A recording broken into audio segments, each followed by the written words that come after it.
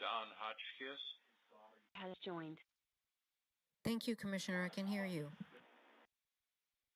Thank you.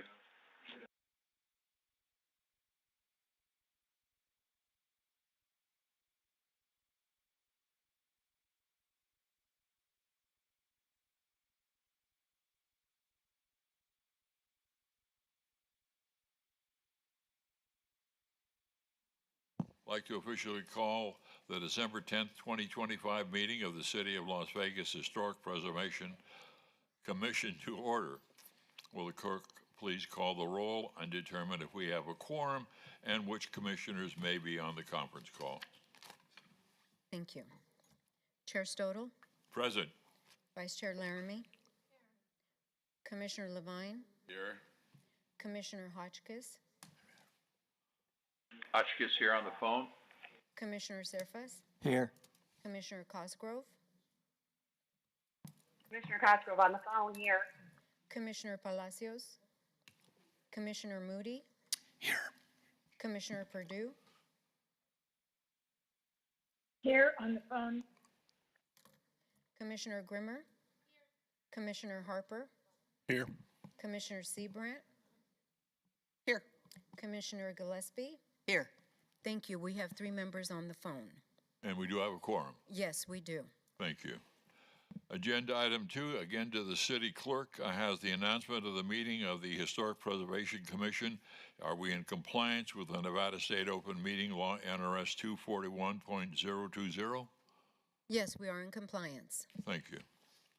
Move on to agenda item 3. This item on the agenda is the first public comment period. Comments made during this portion of the agenda must be limited to matters that are on the agenda for possible action. If you wish to be heard, please come forward and give your name for the record. The amount of discussion as well as the amount of time any single speaker is allowed may be limited. Would anybody like to address the commission at this time?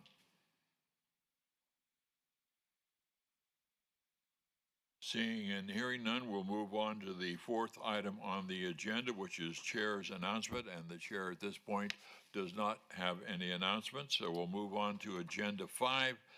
The next item on the agenda is an action item in reference to the regular meeting of the City of Las Vegas Historic Preservation Commission on October 22nd, 2025. For the commissioners, are there any corrections, changes, or amendments? Seeing none, look for a motion. Commissioner Laramie, I motion to approve. All right, we have a motion to approve. Any further discussion by the commission? General public? Hearing none, all those in favor say aye. Aye. Aye. Aye. Hotchkiss votes aye on the phone. Perdue votes aye. Cosgrove aye.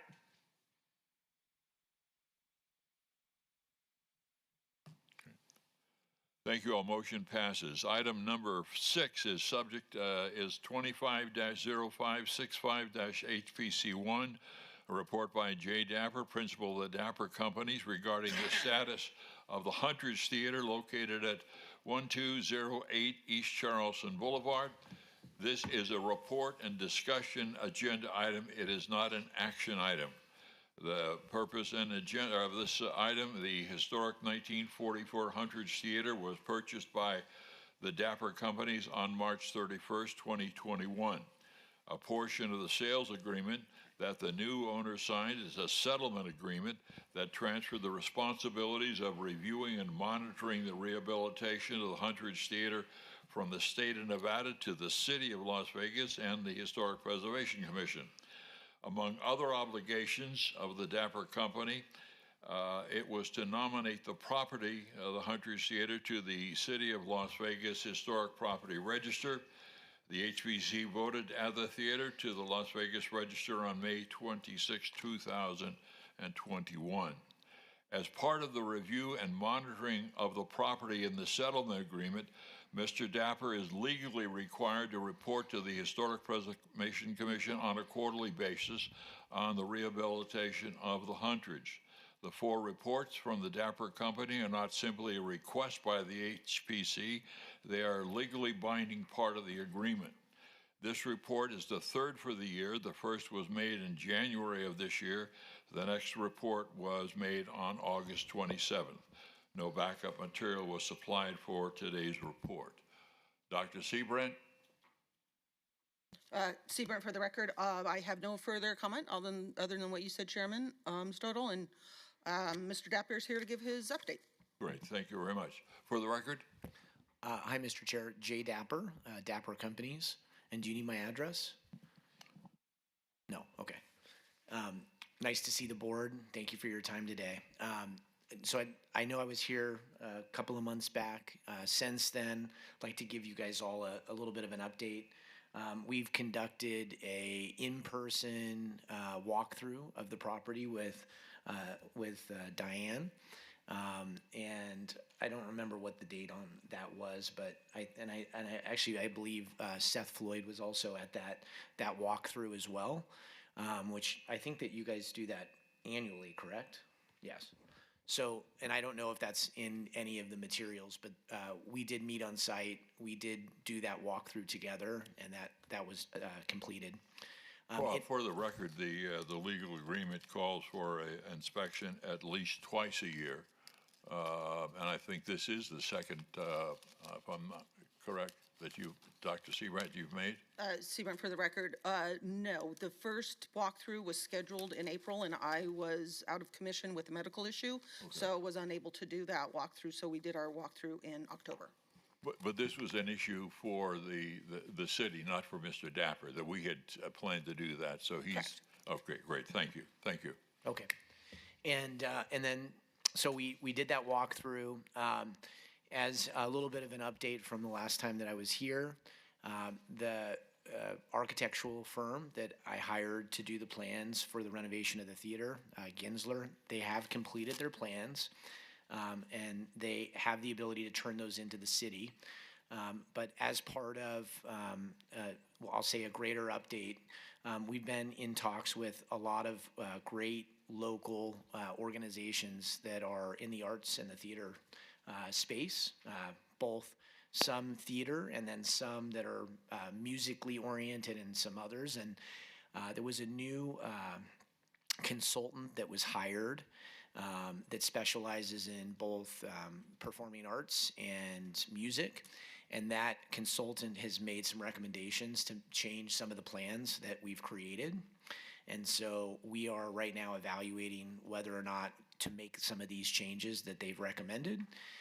If we do make these changes, it will take a little bit of time for us to make the changes to the plans. And so we're in the process of doing that as we speak. The group is called FDA, and I'm not really sure where they're out of, but they're a national firm, and FDA specializes in, these kinds of projects. When you're talking about, are these changes to, because we're really confined to the Huntridge Theater. And of course, there's some other elements of the exterior and so forth. But are you talking about changes to Huntridge? Yeah, so these are not changes that would be made on the outside. So these are more functional changes on the inside. So, for instance, it's seating configurations, the way that, and I'm not a theater buff, but the way that props and things move on and off the stage, areas that maybe weren't originally designed, where they've identified some deficiencies in having certain performing arts groups. They need these things, and those things weren't in the plans, and so they had a long list of recommendations. The changes, they understood that the changes or suggestions that they make, they couldn't affect the exterior. They may take a bar that was designed for a certain area, and they may move that over a little bit, shrink it, make it larger. There's a lot of little nuanced things that are inside that they've made recommendations to. So let me add, there are 2 items you have on the agenda, items 6 and 7, and they kind of questions kind of go together. So I'm hesitating asking too many questions at this point, but while this commission, according to the city ordinance we have, some oversight of the exterior of the building. Yeah, According to the settlement agreement, we have additional oversight to the lobby. sure. And so if you could kind of focus, keep the energy on those two things where we have some Sure. jurisdiction. We're of course interested in the historic nature of the property in general, but. Yeah, so I was thank just you. trying to give you some basic context, but, Mr. Chair, so there will be no changes that we're suggesting that we're making to the exterior or the lobby, okay, at this time. And, you know, we were very specific with FDA and told them that they couldn't make those changes. And, you know, but there's still, I would say, some negotiation going on what changes we do make and what changes we don't make. With that being said, because Ginsler has completed their set of plans and then there has been this recommendation of some of these alterations, we're not turning in those set of plans right now, because to turn them in and then just come right back in and turn in a revision wouldn't make sense. Wouldn't be productive. In addition to that, the city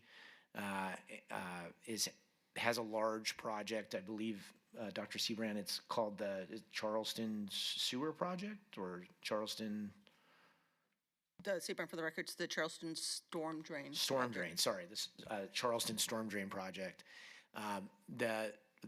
Somebody from I guess the city or the Public Works Department through the general contracting firm that I guess is running this project for the city. I believe it's a city project, right? Or is it a county project? It's a city project. City, okay. Approached me and asked if they could use the parking lot for staging and setting up different, you know, I don't really know, to be honest, what they're doing, but they're utilizing the parking lot right now for that large project. They have the street all torn up and down Charleston, as I'm sure a lot of you know, because if you traveled up and down Charleston in either direction, there's a lot of construction going on. So this group is currently utilizing the parking lot all the way around the building. They've installed fencing and there's, you know, some construction materials there. And right now that agreement is a month-to-month agreement. They want to be there for 2 years. They know that they can't be there quite that long. So we have an ability to give them notice at any time during the, you know, period and say, hey, we need you to get off the property. We're going to start construction. So that's not going to slow the project down? No, not at all. Okay. But it is important to note because we've had quite a few calls from people asking what's going on. And so, you know, I don't believe that I talked about that in my last update. I'm not sure if I did, but just wanted to put that on the record. And then in addition to that, the last part of it is, you know, there's been a lot of talk about the cell phone tower and kind of the controversy surrounding that. And so we've now, there was some legal action that was going on. The lawsuit has been not completely settled, but there's no pending litigation going on now with that. We're in contact with the group that operates the cell tower. They're called Crown Castle, and they are a vendor of AT&T. And there is a very good chance that they will be moving the cell tower into the corner of the property. They would have to construct a new cell tower, and we would have to work with the city in order to obtain an approval to be able to do that.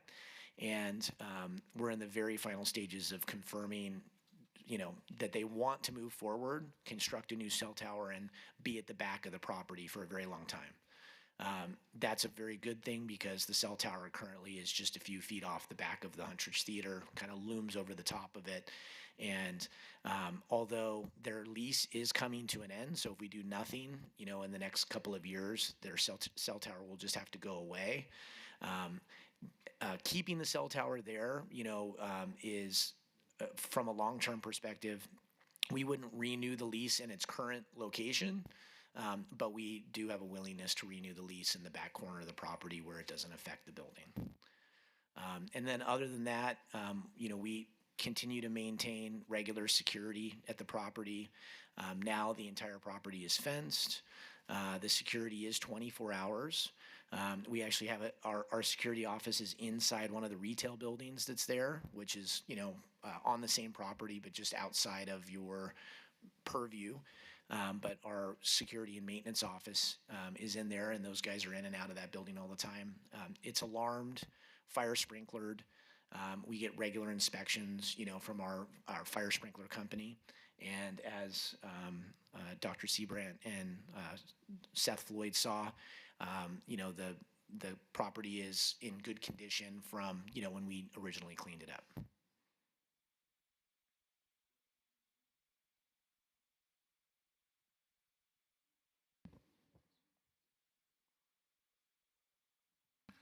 Jack Levine for the record. What is the timing now? I mean, what do you see until there's something that the public could actually attend to as an event or a performance or whatever? What do you think is the best that could be done to make that happen? Yeah, so it's just renovating the building isn't, when I say the final answer. When we first started down this pathway of, trying to bring the building back to life, we were talking to one organization, and when I say one organization, the Soho Playhouse, I've since now met with many different local nonprofit organizations that don't currently have a home. Some have temporary homes, some, are what I would consider couch surfing. There's a lot of really great community-oriented theater and musical organizations that don't currently have a place to go. And I think that the Huntridge Theater on the long term can be that place. We've met with Maggie Plaster and Seth in reference to a lot of those groups. One of the things that we're doing is understanding how all of those groups can live and interact and work in the space together. And part of some of those changes that I told you that FDA was recommending was because, they're taking into consideration that there's a lot of different groups doing a lot of different things. And it's when I first started this project, I didn't quite understand any of those things. Like, I just thought of a theater as being kind of one-dimensional. And now I'm realizing that there's a lot of different needs that each group has. And so to answer your question, I'd love to say, okay, we're going to be breaking ground by, this month of next year. But the first thing we have to do is complete the set of plans. We have to make sure that the plans are all, they work for the entire body of and group of people that could be operating in the theater. And then make sure that the proper funding is in place, make sure that we've got, all of the right people involved, and then move the project forward. So I would say that there's a very good chance that we'll hopefully break ground next year. But I mean, I don't have a specific date that I could share with you or say, like, we're shooting for this. Right now, we're just trying to get the changes done that FDA has recommended and get those set of plans into the building department to process. All right, so 2 questions. So it could be a year till we break ground, and then there's a year of construction, 6 months of construction, of fulfilling those plans, and then... Yeah, construction typically on a project like this takes about a year. I broke ground about 8 to 10 months ago on Mission Linen, which is in the Arts District, where the Evel Knievel Museum is going, and we've got a couple of other great tenants going in. And that project will be very close to completion by February, so it took about probably 13 or 14 months to complete. I would say it's about the same size and scope as this project, and so I would say that from the start of construction to completion, it'll take somewhere between 14 and 16 months. All right, so we're still several years out before we'd ever go sit in the audience and watch a performance. It's okay. possible. All right, yeah. that was one question. Is the Soho Playhouse deal off the table now? Is that what I'm understanding? No, well, we're really hopeful that Soho, in addition to a lot of the other great groups that are here looking for a home, all participate in the project. When we originally envisioned this, it was going to be just Soho Playhouse, just individually. But I think that we quickly realized that there's a far greater need than just one group. And so, it's our hope that the Huntridge becomes the place where all of these groups and organizations kind of cohabitate. All right. Well, I'm all in favor of that, but. Say again? I'm all in favor of that, so, okay, thank you. Thanks. Other questions? Please. Commissioner Laramie, and this is actually, I think, more of a question for Diane. So it was mentioned that our purview on HPC is in regards to the exterior and the lobby space. And I know we did approve a certificate of appropriateness for the exterior, but I don't remember reviewing the lobby. So what does the process look like on that? Seaborn for the record. So that one was a little bit convoluted because Mr. Dapper applied for historic tax credits. SHPO has the purview for that. We do not, regardless of the settlement agreement. So SHPO did approve those plans. And since they already approved them, we cannot disapprove them. Okay, thanks for clarifying. Yeah, and I just want to add one thing. We also submitted the project to the federal government for historic tax credits, and we were approved for those historic tax credits. In order for us to move that forward in the final phase, we have to have a completed set of plans that we submit, because you submit your initial set of plans. They want to make sure that what you initially submit and then what you end up moving forward with are consistent. And so that is currently in place. They've been approved. We hired a consultant to do those for us. And that approval was in conjunction with the SHPO approval. So I don't know exactly how they worked together, but somebody on the federal government side and the SHPO side were working together to go through that approval process. And it was a pretty lengthy process. It took us almost a year in total to get that done, and a tremendous amount of work. So, Well, I'll just add that that's great. I'm glad you were able to secure those tax credits. Thank you. I know that's a great funding source. But it does, still off of the record, does confuse me. And while I'm easily confused, I'm going to read from the settlement agreement specifically. It says the city agrees to assume all responsibilities for the supervision and monitoring of the rehabilitation of the Huntridge Theater upon execution of this agreement, as long as we remain at CLG. All obligations for supervision and monitoring are come to the city of Las Vegas. So I'm a little confused as to why SHPO went around the corner and we were not part of that process. Well, Seaborn, for the record, during that certificate of appropriateness application, I'd have to go back and pull it up. The interior designs were part of that presentation. So the approval was given for the exterior, but because of the federal requirements that SHPO and National Park Service reviewed those, they approved them as well, because we are not part of the Historic Tax Credit Review Board, and that supersedes our settlement agreement. Yeah, and I just want to add one thing. So I don't think that, the SHPO's involvement was just for our federal historic tax credits, and that's it. It didn't have anything to do with the approval of the approval of the design was before this board. Everything that you guys approved were what we put in our package and submitted in order to get the historic tax credits. And so I don't believe that they were, if we weren't getting historic tax credits, I don't believe that it would have ever went to SHPO. It's only because we applied for the historic tax credits. Please. Seaborn, for the record, yes, that is correct. So are there any other processes that need to go through SHPO regarding this tax credit?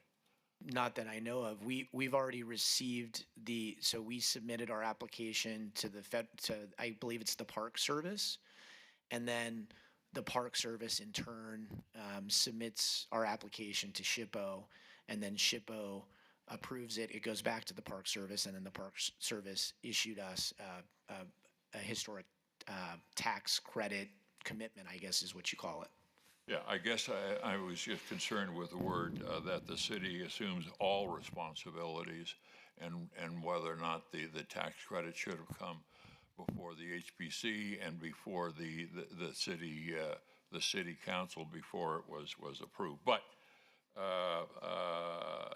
it sounds like we're legally in compliance through the tax credit process.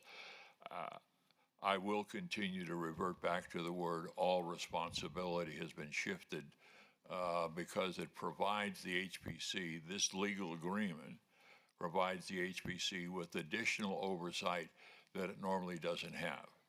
And that specifically, we look at the exterior of the building rather than the interior, except this agreement provides us with responsibilities for the lobby and the theater itself. That's what was shifted down to the HPC. So my questions are not going to be limited to the exterior; they will be with the interior. So I'm going to bounce back to page 5 of the legal agreement that was signed, and it says, from and after the closing of the acquisition of the Huntridge Theater, DAPR agrees to exercise reasonable diligence to cause significant progress towards the rehabilitation of the Huntridge. So my question is, for this past year, what significant progress have you made towards rehabilitation of the Huntridge? Sure.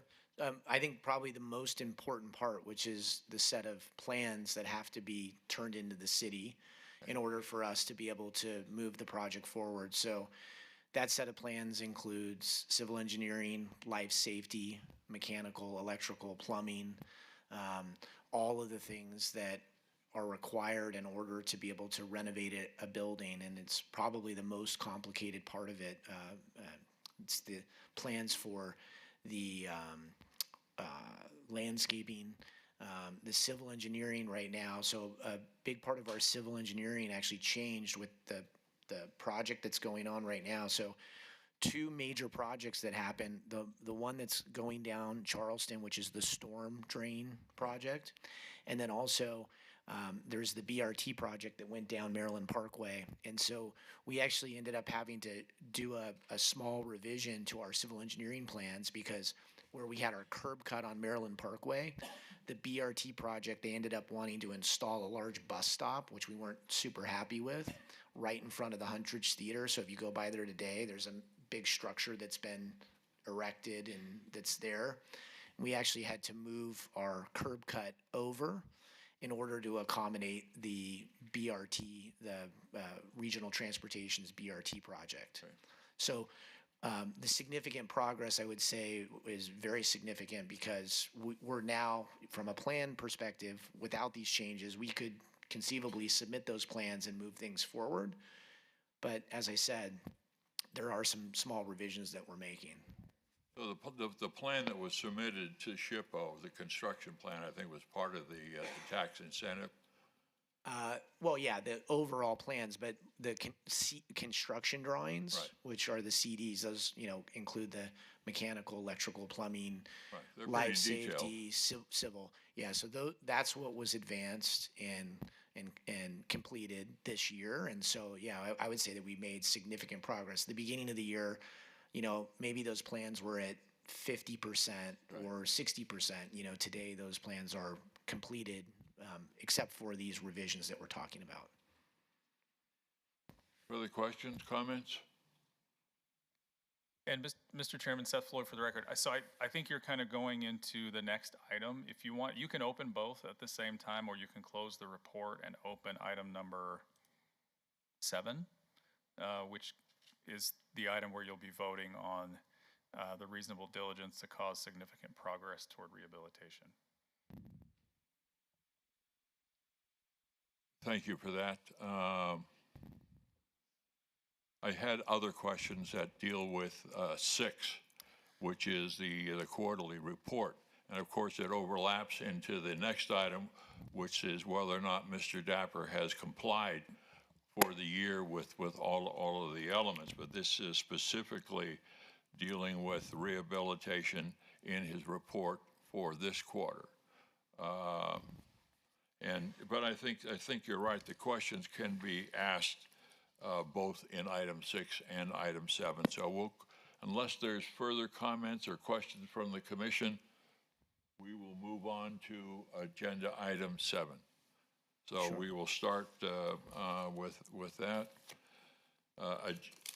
Excuse me, is this agenda item, we want to be 7? And is this, I stay here for this? Okay. Yes, please. Okay. Or you can get up and come back. But, No. And Chair, could you please read the item? What's that? Could you please read the item, number 7? Well, that was my plan. Okay, thank you. We're now on agenda item 7. The 7th item on the agenda is 25-566-HPC1. Discussion for possible action regarding approval of the Dapper Company ownership of the historic Huntridge Theater. The question before the Historic Preservation Commission is whether or not the Dapper Company has complied with the elements of a legal agreement that was signed by Mr. Dapper and approved by the state of Nevada and the city of Las Vegas. Key legal obligations of Mr. Dapper are included in the background section of the agenda memo.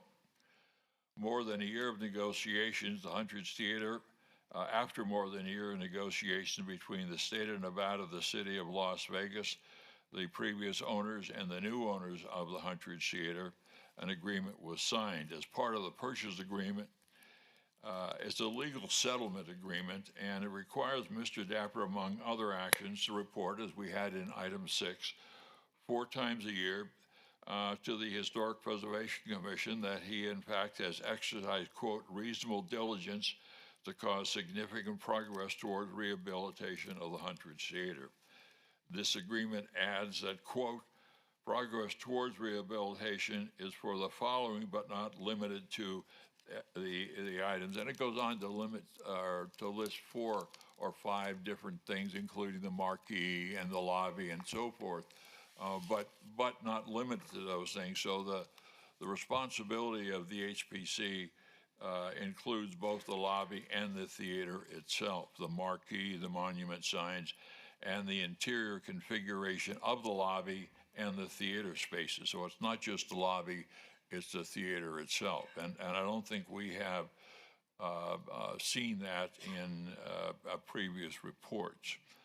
The bottom line to this is a significant agreement, unique in that I have not, in my research, seen another document, legal document overseeing the state's responsibility being transferred to the city's responsibility. So this is a learning process for all of us, but the details of the responsibility of both, is it the Dapper Company or Brass Monkey LLC?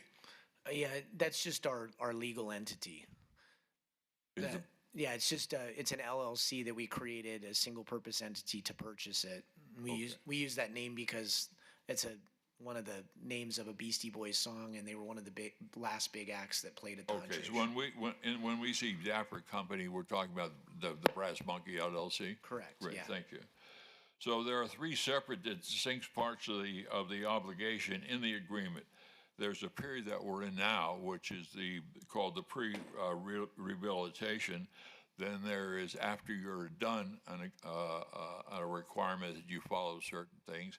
And then there's a third category that's listed as others. We have a very distinct responsibility today in that if the commission feels that you have complied with all the rules and regulations that are in this legal agreement for the past year, then we'll be able to reduce the judgment that is against that. And I am quite frankly surprised that important part of the responsibility today is not listed in the agenda memo, to the point that I was going to ask for an abeyance of this item until we have the full information. For example, we don't know how much the judgment is currently. How much that's not listed in the agenda memo.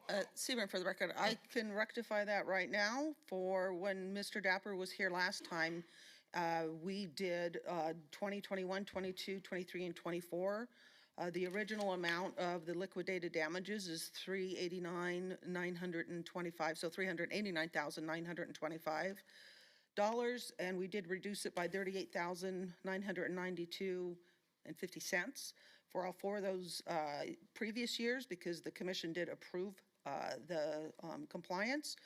And the new liquidated damages are in the amount of $233,000 and $233,955. The dollar figure is interesting by the fact that the commission was not made a prize of that in this motion, or in this action item, that this, if we approve this, it's going to have a significant impact on the dollar figure, and that threw me off to the point that my post-it note says here, let's obey this item until we have an updated, proper agenda motion. So, Mr. Chair, Seth Floyd for the record. So I think the question would be, is the item properly noticed for purpose of the commission voting? I think that it is, because the finding that you are required to make, that I think is captured in item number 7, is whether under the pre-rehabilitation obligations did Mr. Dapper exercise reasonable diligence to cause significant progress towards rehabilitation. Your answer to that question then triggers another part of the settlement agreement, which is the reduction, or not, if you were to say that he has not made that progress. And so we can't really answer that question until you vote on whether he's made exercise reasonable diligence to cause significant progress. I have to keep reading that because I can't remember it. But so I think it's properly noticed. Your vote will have an effect then on what happens in another part of the contract.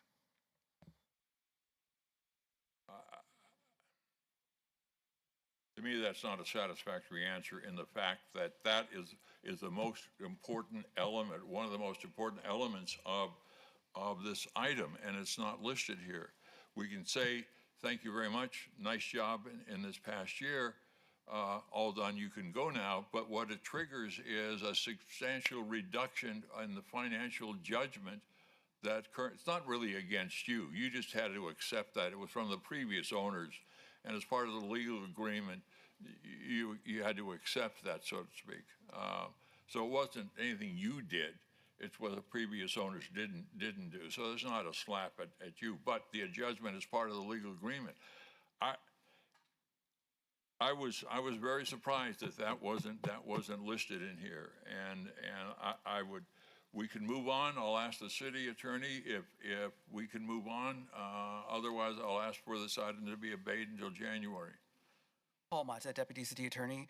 I agree with Mr. Floyd's analysis. I think the item has been noticed properly. I think I understand why you think that information is important for the commission to make its decision. So if you want to move to obey the item, you're within your right to do so, but it can move forward as noticed in the agenda item right now. So I just asked the commission, the key element, if you could, Dr. Seabrand, if you could give us the numbers again. I didn't write them down. I was too busy listening to myself.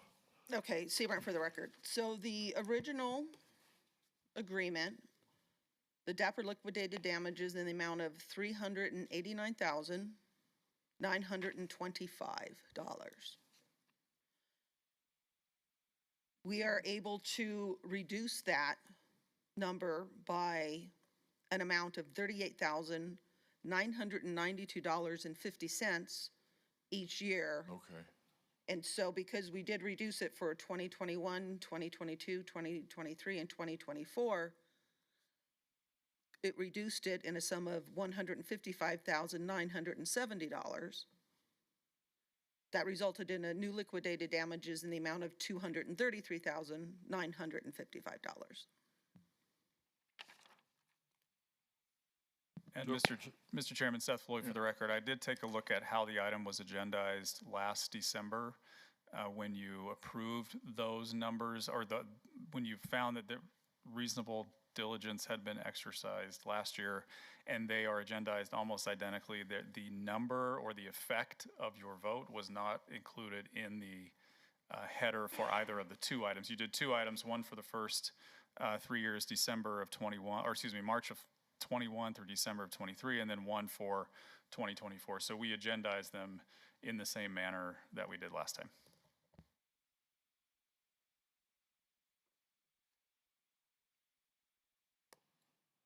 To me, it's, as chair, it is a fundamental element of this action that we are looking at reducing it by close to $40,000.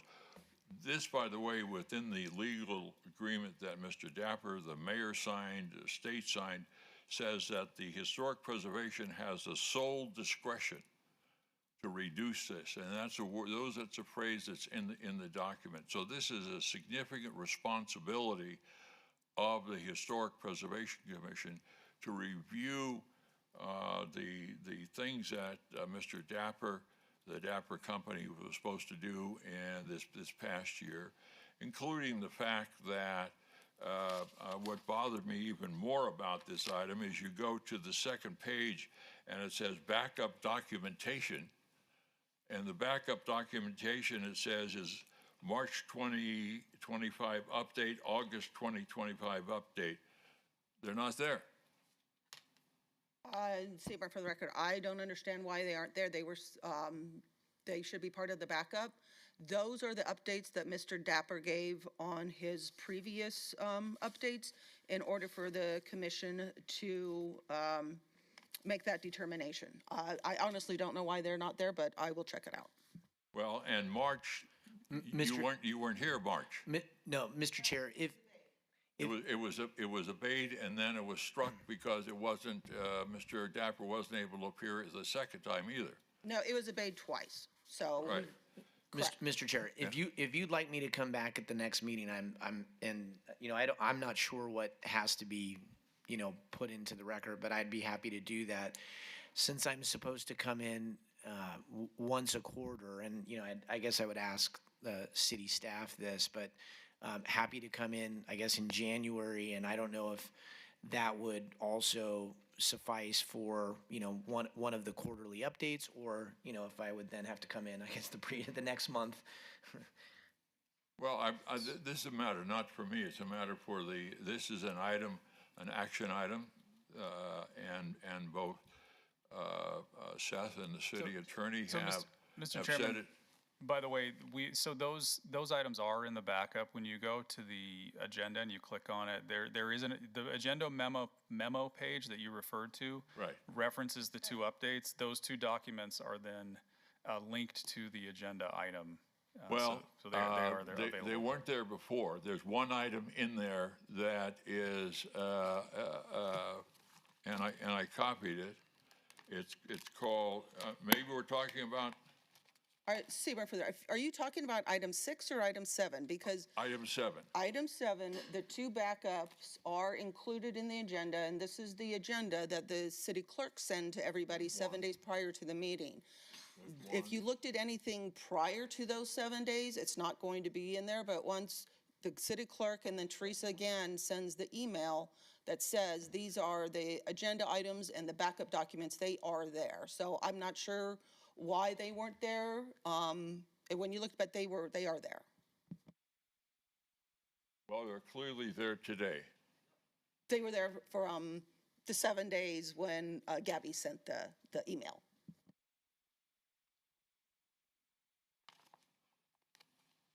Okay.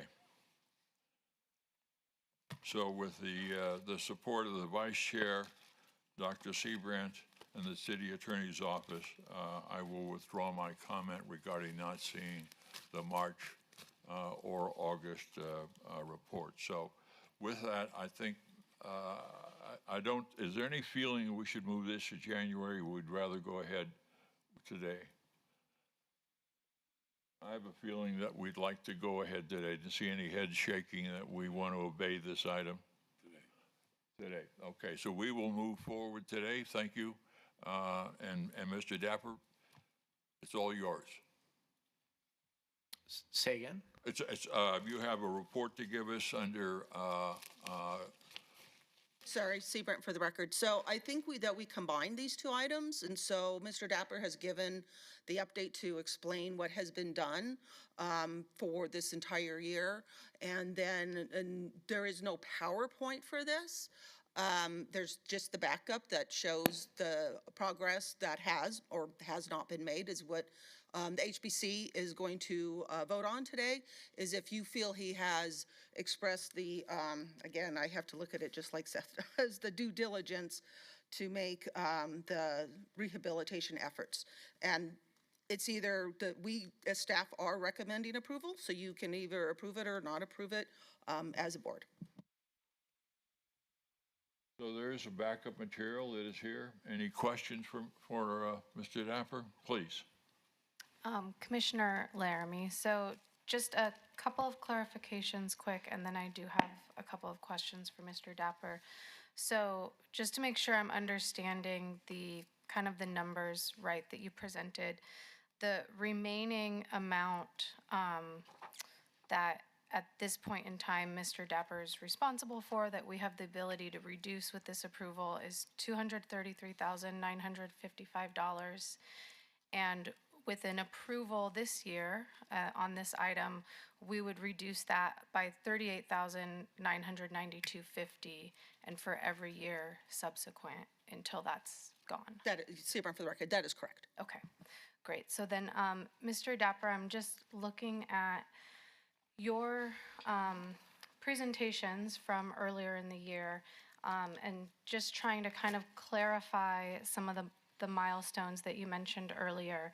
So if I'm understanding, it sounds like this year in 2025, you completed your financial stack, you got approval of the historic tax credits through SHPO and kind of got all of that in line. You're finalizing your drawings, but still kind of working through some final changes and haven't submitted for permits yet, correct? Correct.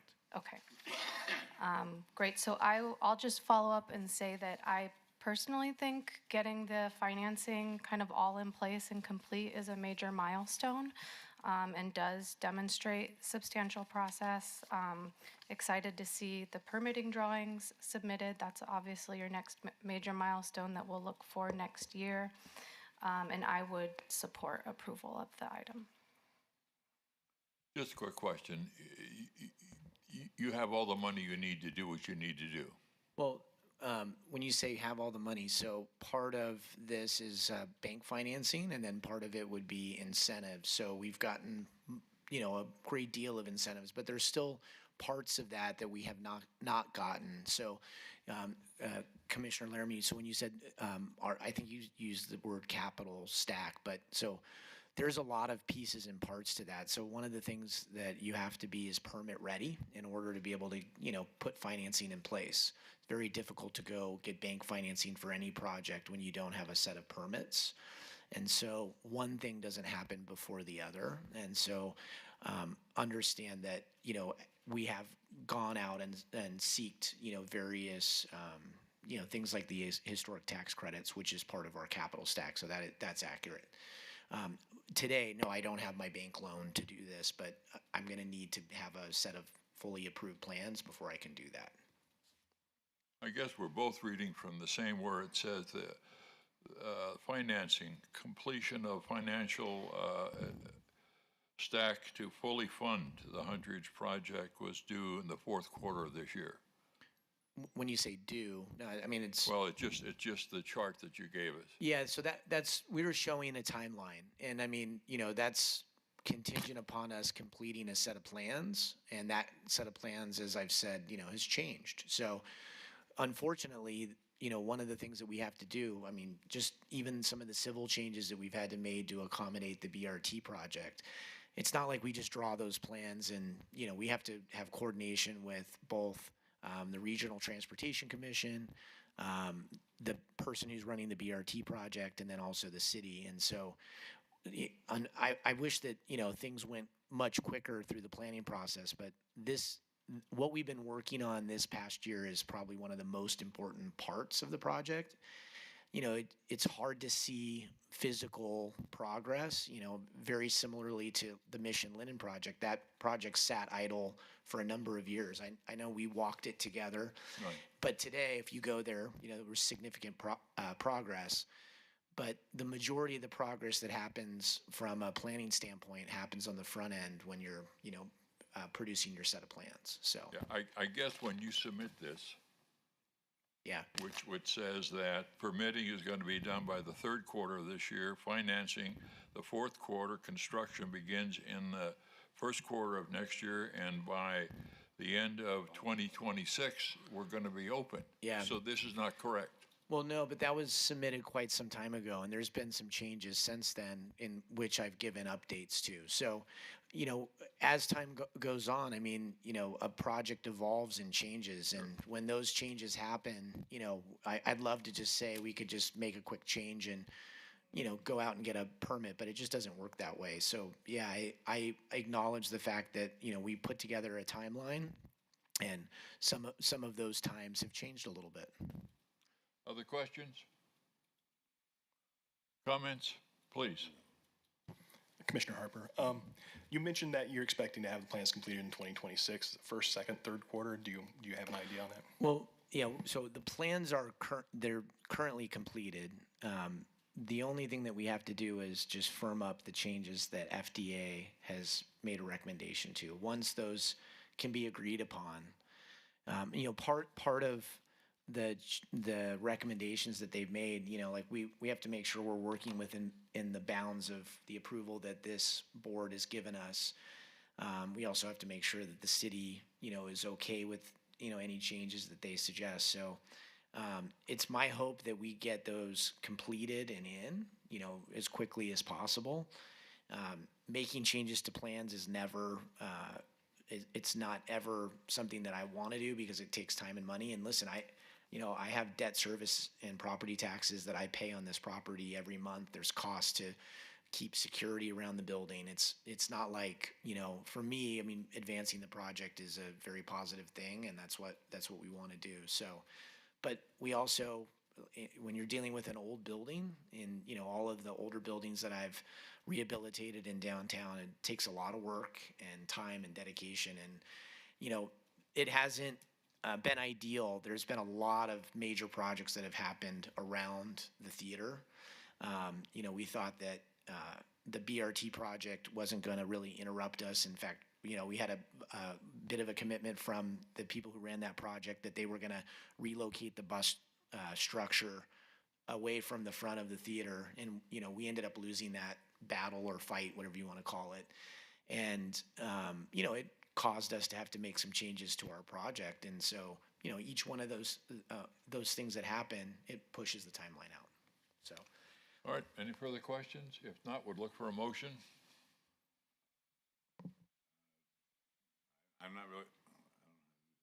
I'm not really sure what we're actually motioning, but other than to approve the item.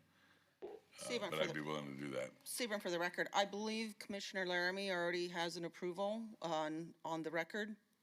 I don't know, that was not a motion, you just said It you would wasn't a vote for motion. approval. Yeah, I was just expressing my willingness to approve to the Okay, rest of the thank you. commission. So, Commissioner Levine, the item to approve or not approve is if Mr. Dapper is in compliance with due diligence in making the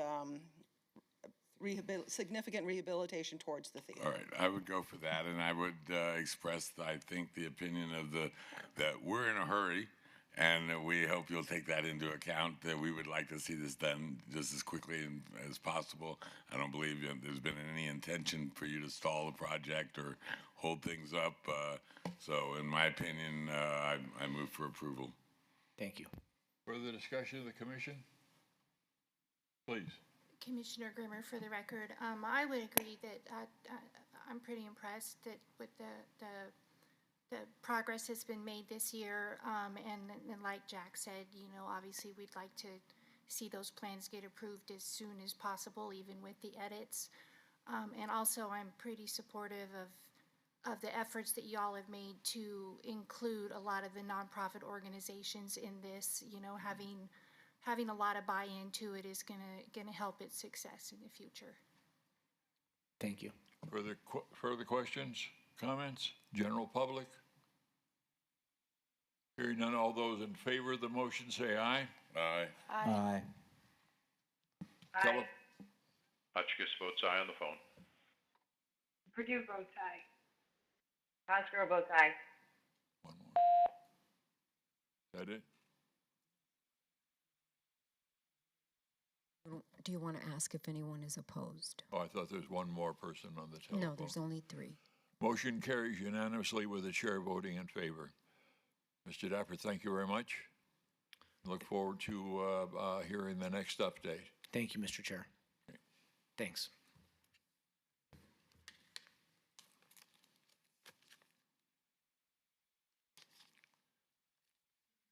I would request that staff expand this memo when we read it next year at this time. Thank you. Agenda item 8 is 25-0567-HPC1. This presentation by the staff of the National Museum of Organized Crime and Law Enforcement, popularly known as the Mob Museum, is a report and discussion item only. This is not an action item at this time. The report focuses on a planned expansion project for the museum, which will entail adding a new approximately 25,000 square foot 2-story addition to the west side of the building. The museum is housed within the former U.S. Post Office and Courthouse, and that is listed on the National Register of Historic Places, as well as the State Register of Historic Places, as well as the City of Las Vegas Historic Property Register. The museum is working with Chattel Incorporated, historic preservation consultants, on the project to ensure that the national, state, and Las Vegas standards for treatment of historic properties are properly posted. A certificate of appropriateness of plaque application will be submitted. Anyway, a series of appropriateness application will be submitted to this commission for approval at the appropriate time. Staff from the museum, along with their historic preservation consultants, are providing an information report to the HPC regarding their upcoming work. Dr. Seabrand? Thank you, Seabrand, for the record. So as you said, Chairman Stodel, that this is just an information item. I have had several discussions with Jonathan and his crew about this project, and so the discussion focuses on expanding the museum and to come in front of the HPC before a certificate of appropriateness is applied for and submitted, that he comes before this commission to provide an update so that you can provide any comments, feedback, or more importantly, understand what's happening. In this case, however, our responsibility is confined to the exterior. That is correct, yes. Great, thank you. Welcome. Please introduce yourself for the record. Thank you. So for the record, I'm Jonathan Ullman. I'm the president and CEO of the Mob Museum. I'm here joined with Teresa Mears, who is our project architect. Teresa's with LGA, that is the firm doing our design work. And then we also have Robert Chattel, historic architect. And Robert, I'm pleased to say, has as much history with our building as anyone, having served in this capacity for the original rehabilitation that preceded our opening in 2012, as well as our improvement project in 2017, and back again with us today. As already mentioned, we're here for informational purposes. We're really excited. I am personally very excited to share with all of you our plans for expansion. And we are hoping to get both feedback from the commission as well as support and enthusiasm as well, because we think this is going to be a really wonderful next step in the growth of our museum. So I'd like to talk a little bit about why we're doing this, And then I'll pass it on to Robert and Teresa to talk a little bit more about the historic considerations and the more specific design plans that we have. But I'm sure everybody on the commission is familiar. We opened in 2012, and we've been very fortunate to have enjoyed a lot of success since then. So we welcome on an annual basis more than 400,000 guests. In addition to our daily operations, a lot of programming and special events occur in our building, in our museum, on a regular basis. We've done a lot to try to extend what we do as a museum out into the community. So as much as we're proud and highly focused on those guests that come through our doors every day, we also do a lot to go out through community outreach, through our educational programs that are largely targeted to student groups who we would like to be more and more welcoming to the museum as well. And the organization has grown considerably. So our staff has doubled in size, more than doubled in size for the past 10 years. Our volunteer group contingent continues to increase in size, and we're quite proud of that. And the role that we play in terms of economic development and economic impact, particularly in the downtown area of Las Vegas, is considerable. And we see that as an important component of what we do. We are a mission-driven organization. We're a 503c nonprofit, but we also recognize that one of the driving forces behind the city in the original conception of our museum was to help revitalize downtown. So that is a role that we take very seriously. And giving back to the local community is something that we care about quite a lot as well. So, and we see that in our free days and other ways in which we engage local residents. Now, with that success come a lot of challenges. So as much as we love the fact that we welcome as many guests as we do, for a building of our size, a museum of our size, that is a lot of people. So, in terms of industry standards, we welcome more than double what is typical of a museum of our square footage. And we see it in the guest comments that, if you look at our areas for improvement when we survey our guests, typically the top thing that we will see as a challenge for the organization is crowding. So, and we know that we could do a much better job of kind of, providing more space for gathering, as well as giving people the proper orientation to the museum journey so that we can help people customize their visits, make it, as the dwell time in the museum continues to grow, more and more we should be guiding our guests to be really seeking out those areas of the museum that are of particular interest to them. And that's something that simply can't be done within the space constraints that we have right now. We've also have been in this fortunate spot where over the decade plus that we've been operating, we continue to learn more and we continue to collect more in terms of objects that we could be putting on display. And there's a lot more that having more space can do for us, in terms of additional exhibits, and really achieving our mission, and also then being able to encourage people to come back more than once. Repeat visitation to see more, do more, and learn more in the museum.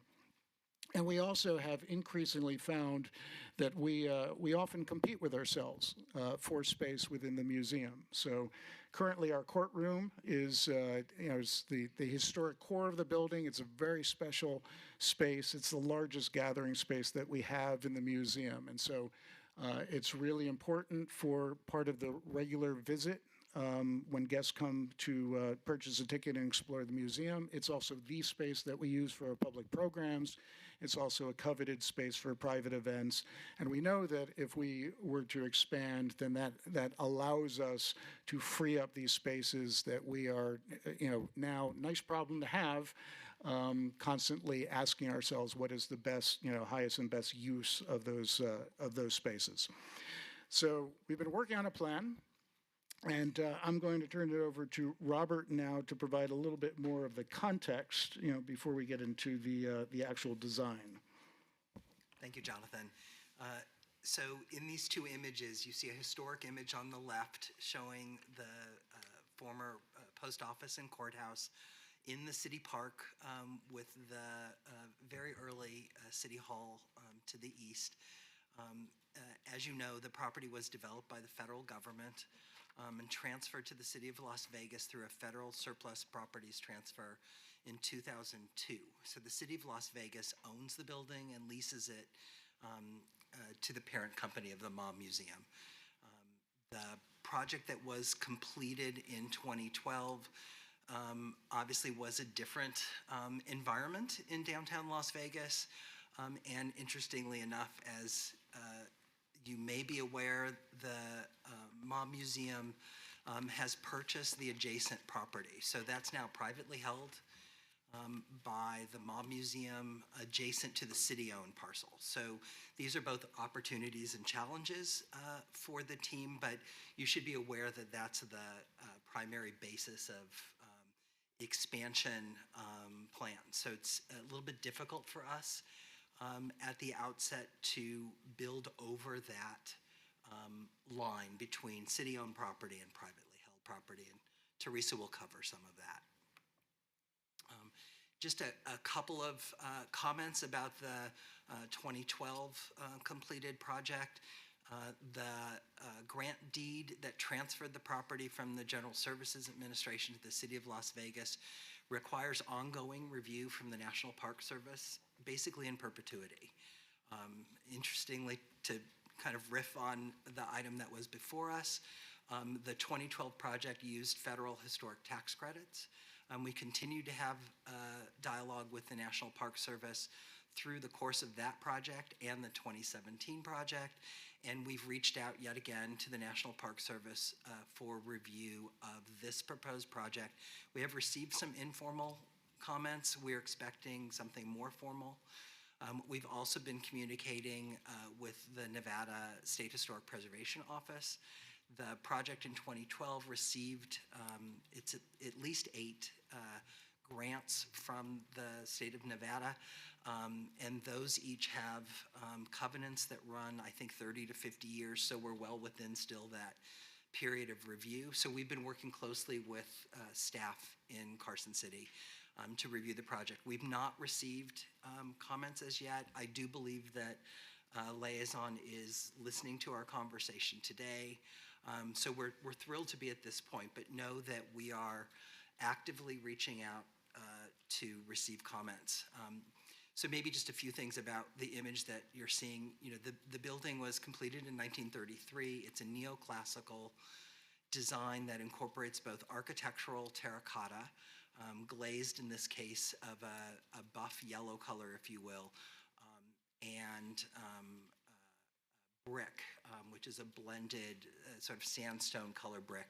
It is finished on all elevations. There's certainly a primary south facade along Stewart Avenue, which is the most important of those elevations, but the secondary elevations are also, let's say, well finished.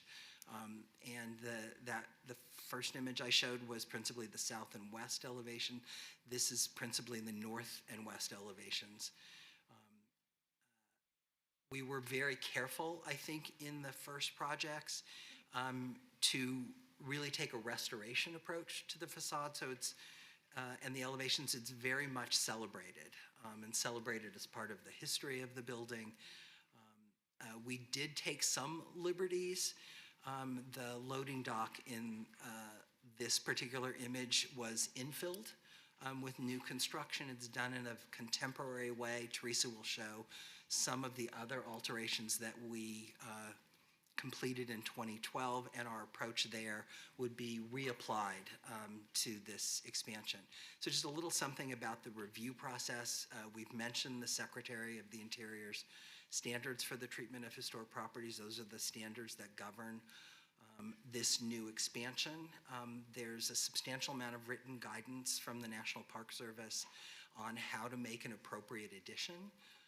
And you'll see that we've studied where the best placement for the addition would be, and we're taking the approach that it's of a contemporary compatible nature.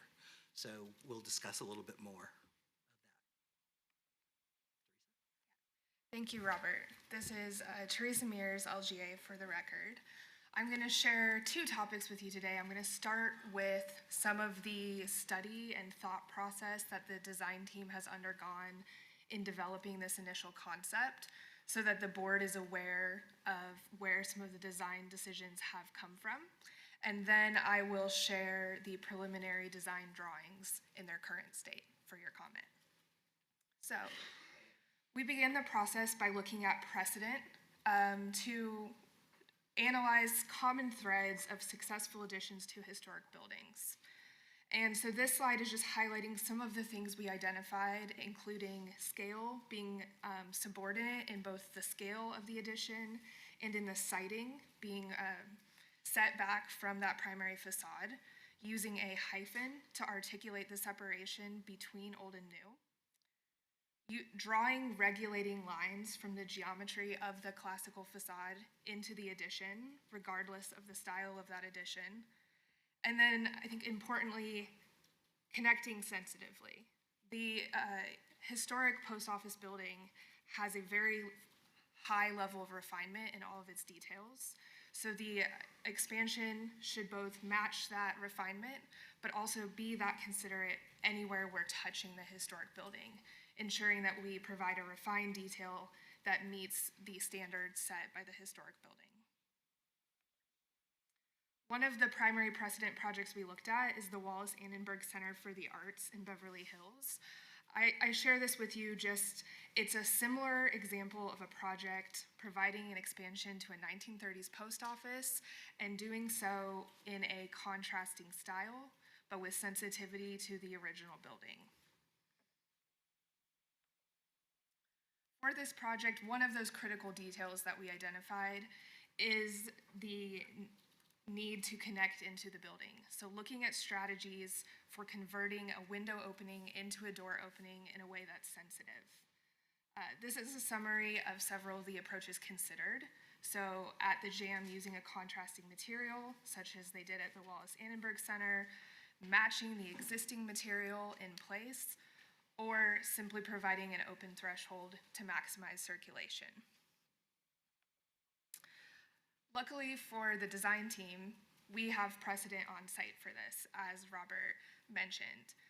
In the previous renovation or rehabilitation, 3 openings on the east side of the north facade were modified. I believe there was a non-original exit stair in this location, but specifically that first floor window was converted into a door opening using sensitive removal of the material at the sill and replacement with a matching terracotta facade to create the new jams, resulting in a finished final installation.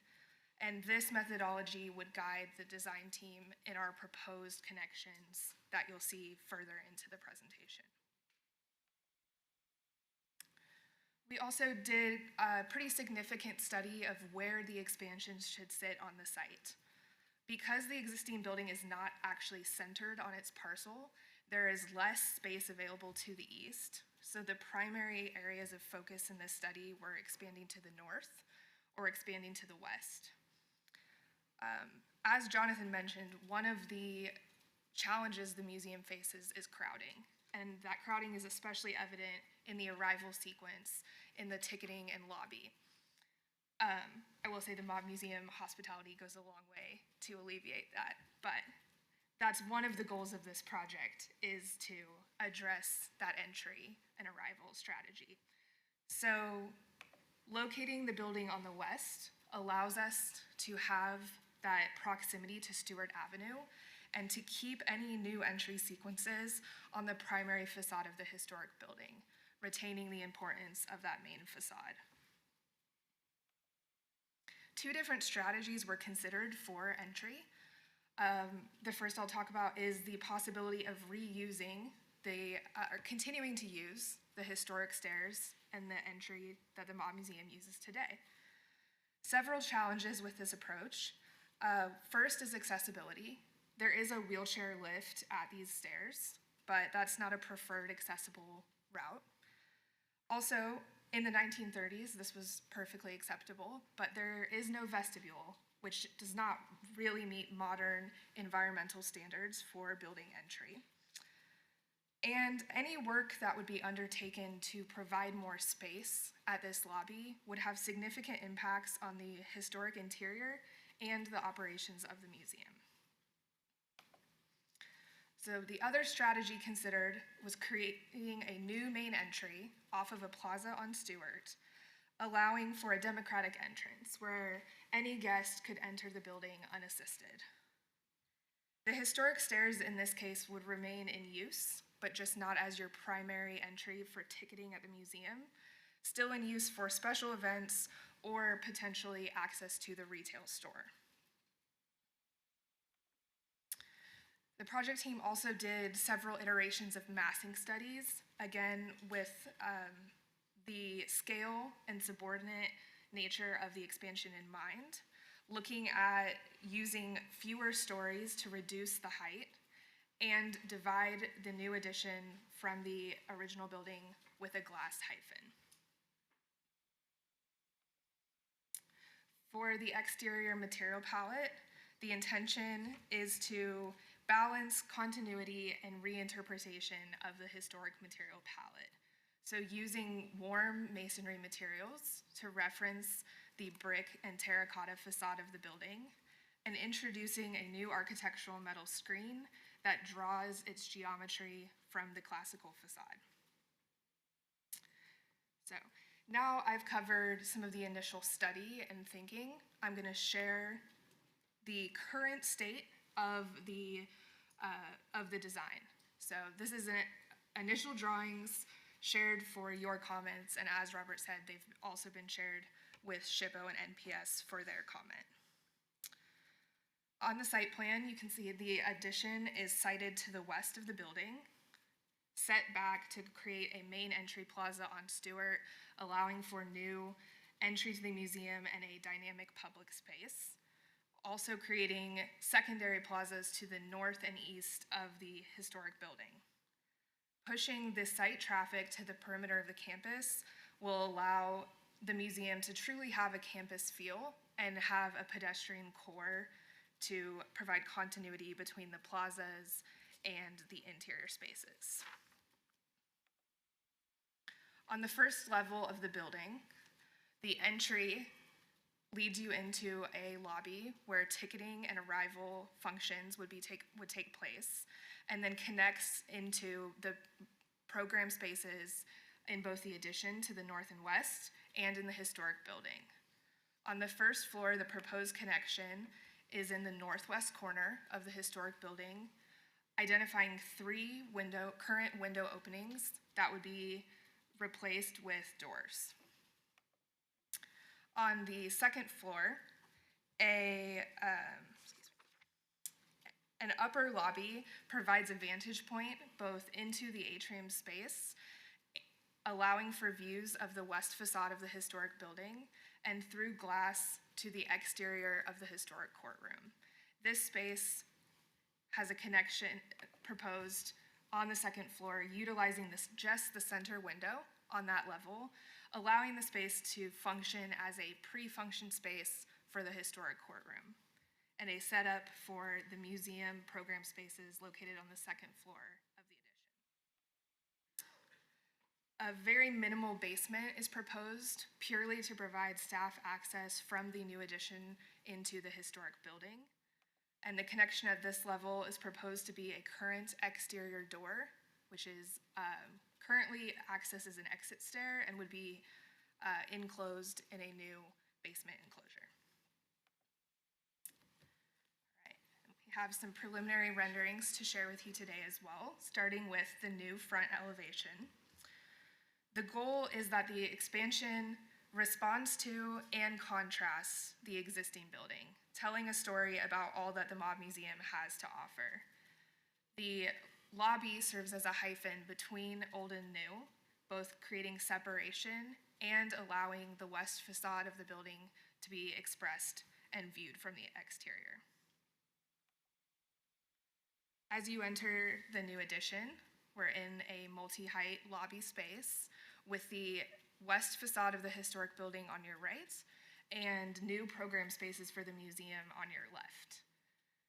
This space gives you an opportunity to experience the historic building in a new way and includes columns that would support the roof independent of the historic building structure so that the roof is not bearing on the historic building. We're currently showing those columns with a fluted encasing to reference the fluted ionic pilasters on the historic facade. As you move past ticketing towards the northwest corner of the historic building where the lobby touches that area, those are the two items that I highlighted on the floor plan for points of connection. So in the image on the right, we're looking at the first floor, and on the image on the left, we're looking at the second. The proposal for these connections is to provide a new door that matches the geometry and styling of the original window, and to replace the jamb with similar terracotta materials to result in a finished, clean facade that retains its continuity. From the second level, you have an opportunity to view the historic building from a new vantage point, both within the building and through the glass to the historic courtroom. Moving outside, the Alley Plaza refurbishes a currently serviced space for public use, giving the public an opportunity to experience that historic loading dock and to see the Mob Museum from a perspective that they don't currently see it. The new addition and the main entry plaza provide a new arrival to the Mob Museum, not to diminish the grandeur of the historic building, but to add new layers to the experience. Referencing the historic building, but also speaking to the contemporary neighborhood and the specific Las Vegas feel of both downtown Las Vegas and some of the stories that the Mob Museum tells. Whether at night or during the day, the new entry plaza, in addition, will add new vibrancy to the site, balancing change, building on the strength of the history, and welcoming guests for years to come. That concludes my portion of the presentation. Would happily welcome any questions or comments from the board. Questions or comments from the board? Please. Hollis Gillespie, in your design and calculations, I don't know if you intend to keep sort of a 400,000 people a year, or if you're wanting obviously to grow that, and have you estimated sort of the ratio of space to person in this new arrangement? Does it meet your wish to be able to expand attendance and then still make a great guest experience? I'll take that. And again, for the record, Jonathan Ullman. Yes, we very much expect our visitation to continue to rise, and we have extrapolated that visitation level considerably. So as we've go through our planning, and not just architecturally, but also in terms of kind of financial considerations for the expansion planning. Multi-year attendance growth is factored in, and the plans that we have here are intended to not just address the challenges that we have today, but to give us space to continue to grow over the next 5 to 10 years.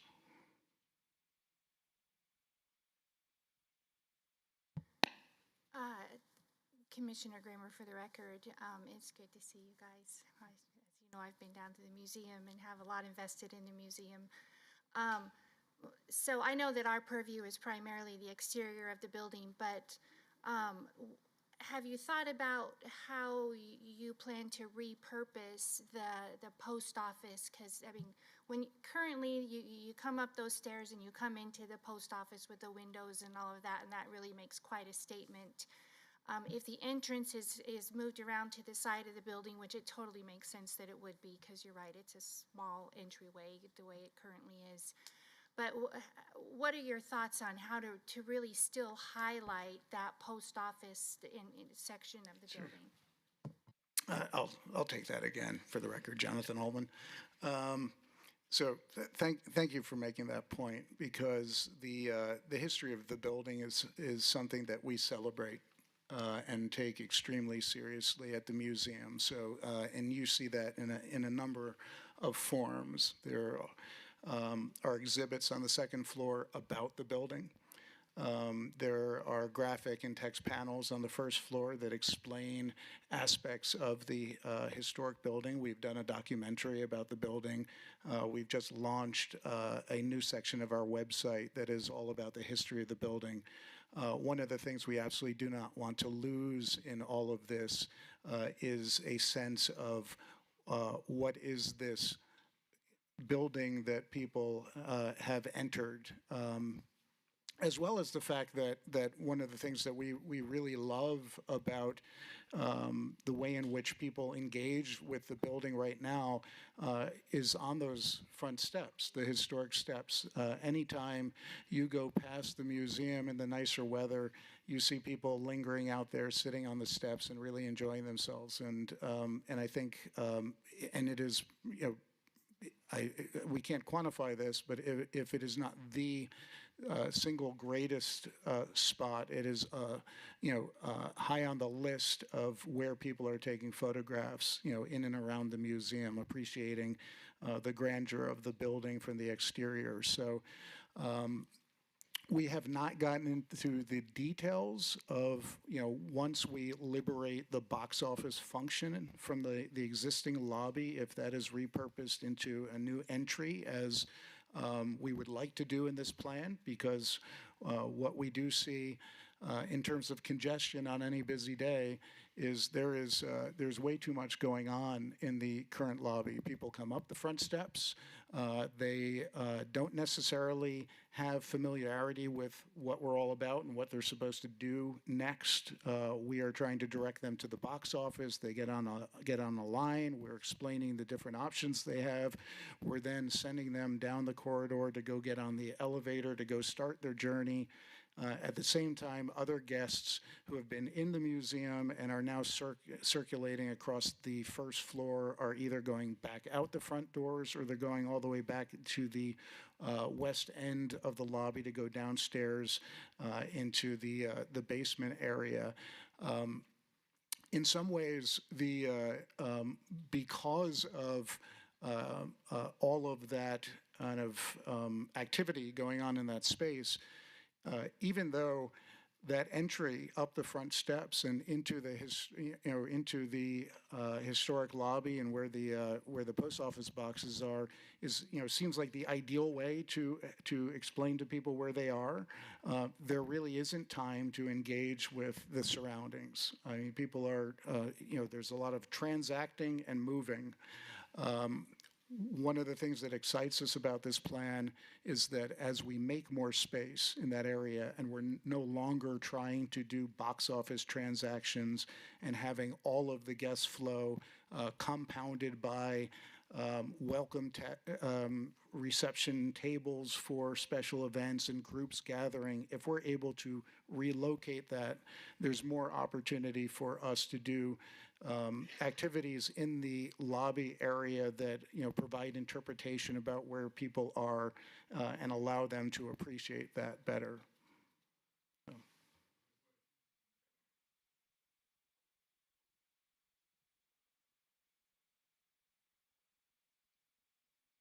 without the stairs, it's almost just another building. The stairs are an important part of the structure, and to have an arrow pointing this way to enter, or the doors blocked off, to me is not satisfactory. But again, I'm not sure that's under our purview, but it is the exterior of the building. And I'm not sure if steps come into our purview, but it sounds like you're working on it. And I think that's, to me, they're very, very important. The other thing I'm concerned about is are we losing the west side of the building? If I want to take a photograph of this building, am I losing the west side? Looks like we've got 3 poles standing there. I ask you, are we losing the west side of the building to photographs and visually? Because that's one of the things that comes before this board. Teresa Mears, LGA. Thank you for that question. I think that that was a very big consideration that we had as well when we're taking on connecting to any side of this building, is what is the impact we're having on that facade. And so a couple things that we have studied to kind of minimize that impact. One, setting that back so you still get the expression of the corner of that building, and we do not kind of relegate the building to just a flat south facade. Okay. Another is that those columns are aligned with the building pilasters and referencing them so that there is some connectivity between the column and the design of the historic building. And then finally, although this west facade does become enclosed, we think that there's still a great opportunity to experience it from the interior of the building. And leaving it uninterrupted, it can be expressed from the lobby space, both on the ground floor and viewed from the second floor as well. Seems to me, and memory served me right, that this is a hoop we have to jump through with the federal government as far as what we're doing, connecting to the building, touching it, and losing some visual impact. Yeah, Robert Chattel for the record. I would just add, we've already received a comment from the National Park Service about this exact point. So it's likely, as we look at refining the proposed project, that at least the addition portion, the roof and the first column, may very well move further back. Okay. Their comment was very much aligned with Chair Stodle's comment about the west elevation being less visible. But I think it would still be, I think it's a dynamic and interesting way of still incorporating the facade as part of the interior space. But when viewed from the southwest, setting this slightly further back will allow that the fullness of the building to read, even if the atrium is still attached at this point. It will just be further back. John, I understand that this is a moving project, and there are things that changes and adjustments are made, and appreciate this update. But if we could, anytime there's a major or substantial change, if you could come, so we're in the loop, so to speak, information-wise. So when the final decision comes in, it's not all a brand new. Jack Levine for the record. My first impression was the same thing I thought when I saw a picture of the pyramid in front of the Louvre in Paris, but I will say that that's grown on me over the years. I've never seen it in person, but I've seen it in 1,000 movies and pictures and news reports, and it's grown on me. My objection here, I think, is just the color of the white that feels like an aluminum wood patio cover that you'd see on the back of a house. I think if it blended and matched more to the old building, I don't know that it would be as objectionable, but it is there in white. It is objectionable. Okay, so maybe that's just an easy cure for that. My biggest fear is that this is what the ballroom's going to end up looking like. Okay, so I'm done. Thank you. Commissioner, if I may, and I'm not going to comment on the ballroom, but and I think all of these comments, you know, we've been wrestling with this a lot. I mean, clearly there's a trade-off here.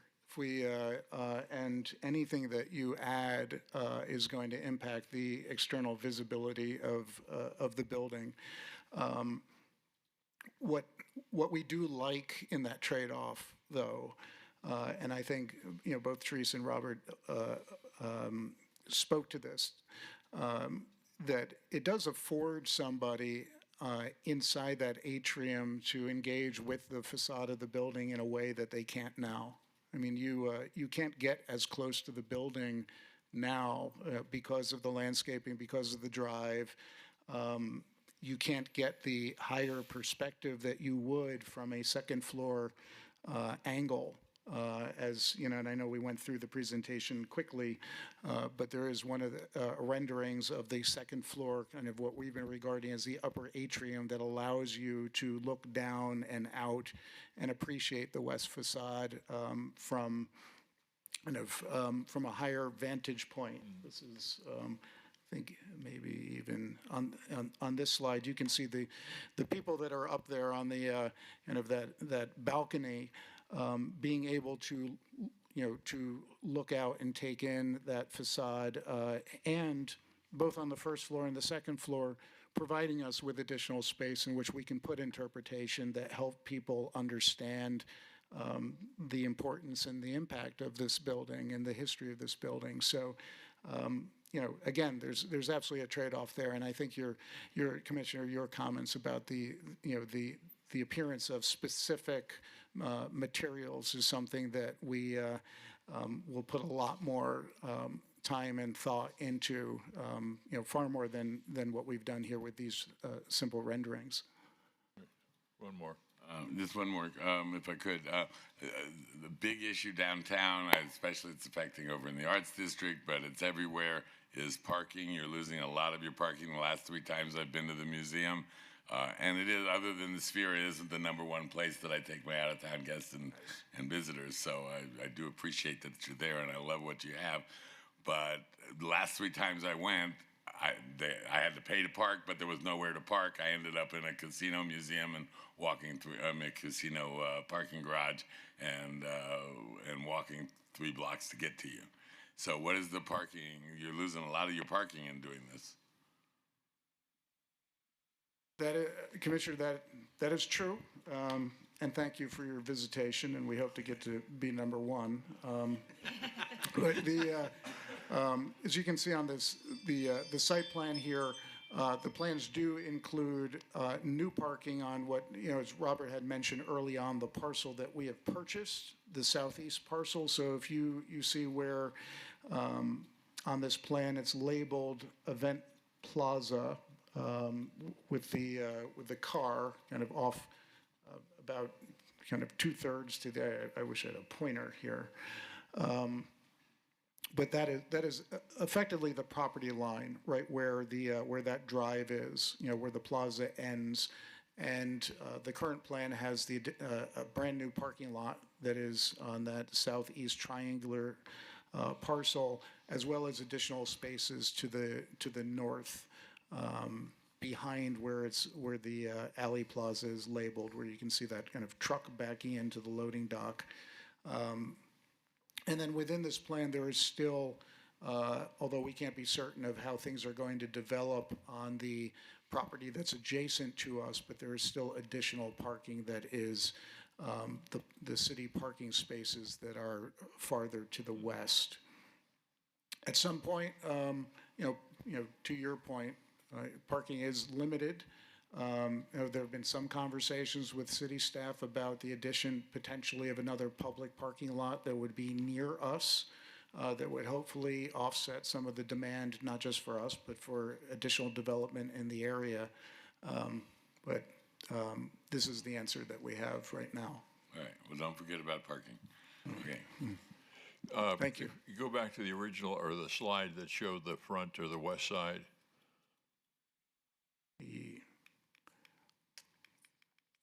Are you? No, the next one. There you. Oh, that's no, the one that showed the steps. There you go. I like the steps, as I said. But what are you dealing with handicapped?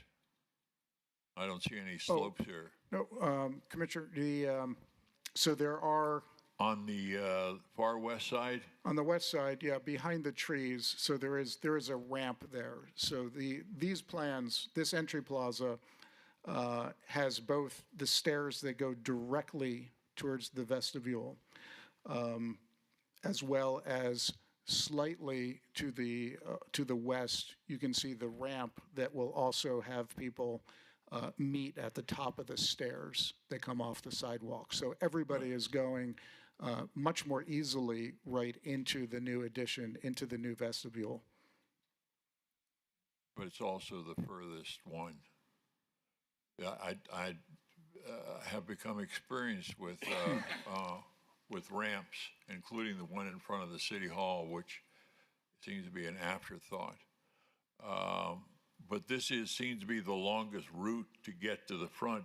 It would be nice if there was a short ramp or something that would be, as well as other structures. I'm sure you're looking at the handicapped opportunities within the building. Thank you. No, Commissioner, that's absolutely very important to us, and we will continue to look at that more carefully. And again, one of the reasons why we have been attracted to this plan in the first place is to be able to accommodate all of our guests in a way that makes it easy and also doesn't separate people. The current entry into our building right now requires guests that are in wheelchairs or using walkers to go up that external lift, which is, frankly, not as reliable as it should be. It is a single person, really a single wheelchair lift at a time, and really doesn't provide the access with the kind of ease and dignity that we would like to have for all of our guests. So I promise you that we will look at this carefully. Great. That's great. Any other questions, please? Commissioner Harper, briefly, is a cantilevered roof for the atrium feasible at all? Teresa Mears, LGA. Could you clarify, do you mean removing the columns in there and pure cantilever? As not a structural engineer, I'm not sure that I could confidently say yes to that, but I will say our thought process, including the columns, is that a cantilever of that extension would be a serious cost investment. And so we did locate that line of columns there's currently a kind of recess light well for the basement windows on that west facade. So we did set that column line just outside of that light well. And I'm looking at putting a glass floor on the light well to kind of tie that whole area together.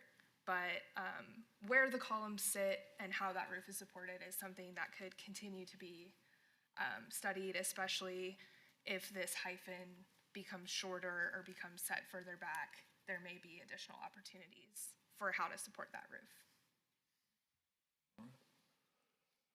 If I could. Please.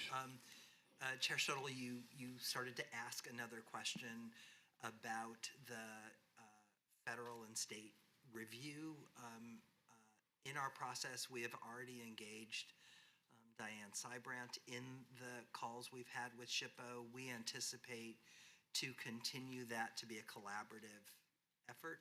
I would just say it's a little bit more difficult with the National Park Service, but they have been, even in the last few days, responsive to us, so we anticipate that we'll have comments, and when we come with an action item for the certificate of appropriateness, we will absolutely be sharing the comments we received from them and how we've addressed their comments and yours. Excuse me, your mic, please. Thank you for all of that, that work. But I would also hope that we would hear, what is your drop, no, that's not the right word. what is the deadline that you have to move forward, or the current working to where you want to have a final plan?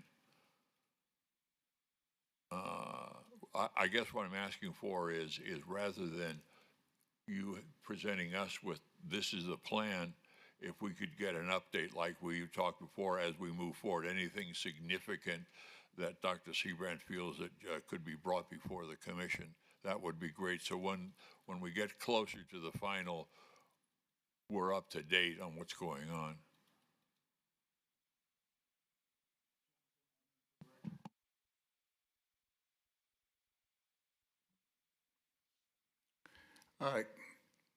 So absolutely. I mean, I think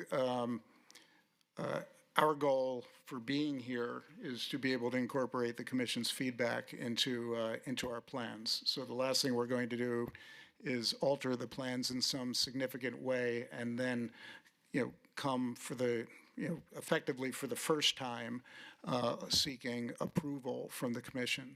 So either we're either going to stay very, very close to the course that we have now, incorporating the feedback that we get from the commission, and then provide that as effectively the plan that we're seeking approval for. Or if that were to change in some meaningful way, we would be seeking feedback again before submitting an action item. Great, thank you. Any other comments, questions? Hearing and seeing none, thank you all for the work you're doing and for the presentation. Look forward to the next report. Thank you.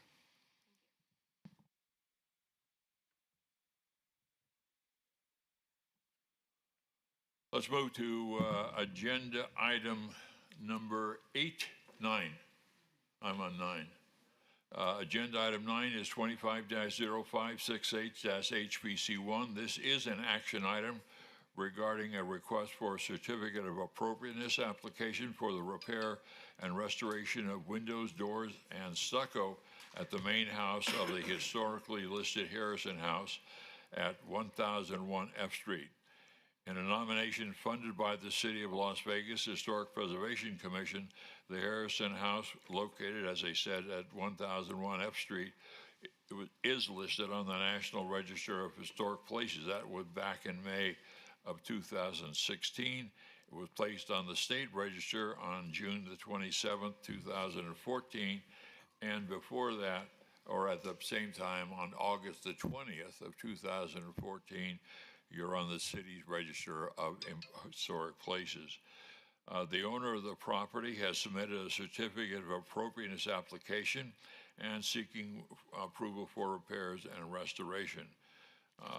With that, Dr. Seabrand? Thank you, Seabrand, for the record. So, correct, this is a certificate of appropriateness application to approve or not approve, as the commission sees fit. It is the repair of 7 windows, replace 6 windows, replace 3 doors, and do spot repairs of exterior stucco, and remove and replace the mortar joints on the chimney. And the PowerPoint that is going to be presented today is exactly what's in the certificate of appropriateness, so hopefully everybody looked at the backup of the COA.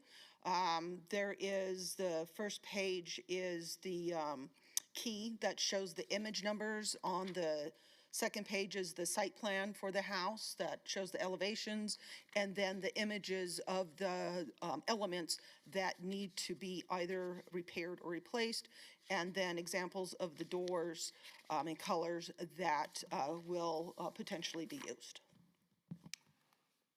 And our guests, please introduce yourself. Good afternoon, Chairman Stodall and Commission. I'm Catherine Duncan at 1001 F Street, the Harrison House. Good afternoon. Good afternoon, Chair and Commission. Thank you for this opportunity. I'm Anthony Parnell, Executive Director of the Urban Chamber Community Development Corporation, which is serving as a fiscal agent for the Harrison Guest House. Good afternoon, Robert Bazak from Top Builders LLC. We are the chosen contractor to do the work. Thank you. So as the fiscal agent, we're just sharing here, as you see, the site map is on the first slide.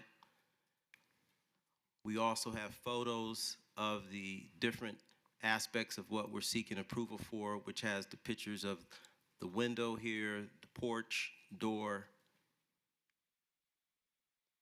Other photos are here as well.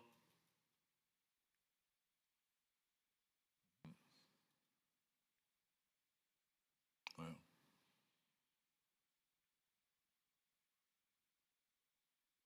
This includes a picture of the outside with the chimney. And as part of submitting everything that we need and what needs to be replaced, these are other sample images of replacement.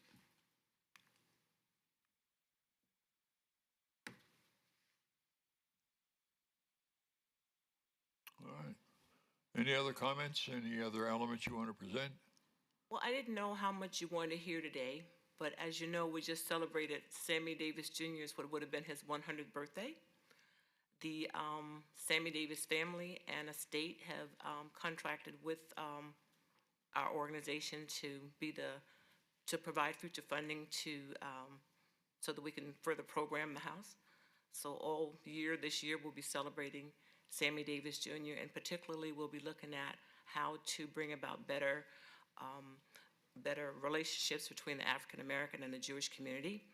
And so that's our programming for this next year. So we'll be giving the Sammy Award next year for excellence in entertainment, the arts, and social impact. Thank you. Further comments? Commissioner Laramie, I do have, some questions. So one of my questions is regarding the windows that you're showing to be fixed. It looks like there's like two slightly different styles of what I'm assuming are wood windows on the property. One of them, I was just looking for the numbers here in the backup, but like one or two of them, the 8F window kind of have that diagonal cut at the sash, whereas some of the others don't appear to have that detail. So do you know why there's different windows on the property? Is that kind of part of the context of the property? And I'm just curious why you wouldn't decide to maybe restore and potentially replace all of the windows to be within the same workmanship and construction style. I can probably answer that. So the goal will be to make every window consistent. The inconsistencies that we've seen is with the casing of the window. Some of them are cased down below, so you can see the thicker frame, if this is what you're referring to. And some of them just have a simple rectangular finish without having a casement at the bottom. The goal would be to restore it the way that you see the one on the right-hand side that has that thick base casement on the bottom.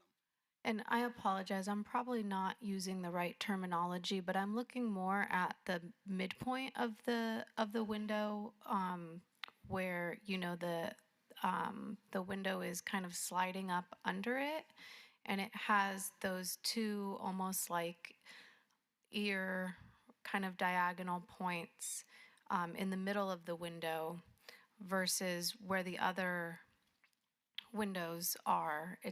Each pane is just rectangular. I guess the question is also the windows on the right with the little diagonal or the triangle thing. Are those original? Can you tell which is the oldest windows and structures? And are you going to match that with the other one? The one that kind of throws me off is the horizontal one. Okay, so on window 8F, that window is what you see, the brown, that's tape, where they taped it so they could paint around the window. They just never finished that. So that's not actually what the window pane looks like. It's actually covered with a thin coat of paint and some tape, brown tape. I'm thinking more of the frame, the three-dimensional frame.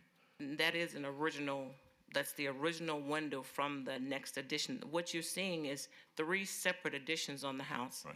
So the 1942 windows don't look like the 1953 windows.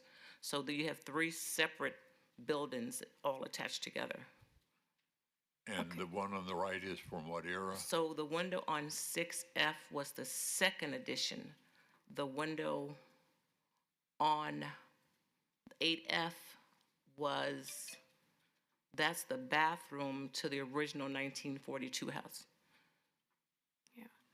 Okay, that, I mean, that helps clarify it a bit. So it sounds like there's just different additions from different time periods on the house. So I think it would be fine then to kind of showcase that. I would just double check because that 1940s window does have a different style and craftsmanship than that 1950s window. And so just making sure that your decisions on the different eras of the properties are matching the correct workmanship from that period.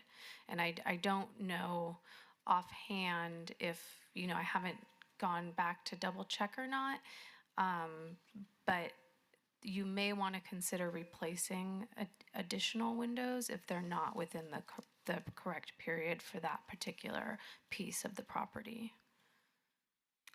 Okay. So if I may ask a question, if there's a window from 40s and a window from 50s, your interest would be to keep the same windows there, restore them, but keep the same era, per era, as opposed to changing the 50s window to match the 40s window? Yes, I think that would be fine because you do want to keep the integrity from when the construction happened. So they could be, different throughout. And Jack Levine, for the record, I would have a different opinion. I would love to see the 1940s, the 8F window, okay, reproduced in all places throughout the house. Even though there were additions, they weren't that far apart. But that's the window that represents the real house, and that requires carpentry and masterful, a real craftsman to actually create something like that. You're not going to buy that at Home Depot or Lowe's. So somebody's going to have to actually build it. But that's what I'd rather see happen there than 6, which just looks like a store-bought window from a big box store, and 7R is even worse. And okay, so. I guess my question would be a follow-up to that. I understand the different, the building of each as it expanded, and there's a lot of history to that. The question is, for me, have any of these windows been replaced in the past with sort of, I was going to say Von Tobel, but I better say Lowe's or Home Depot, and these are not the original design that was put in the 60s or the 50s or whatever, and some research that could be done with photographs to see whether or not more 8F windows would be appropriate for that particular side of the building or that particular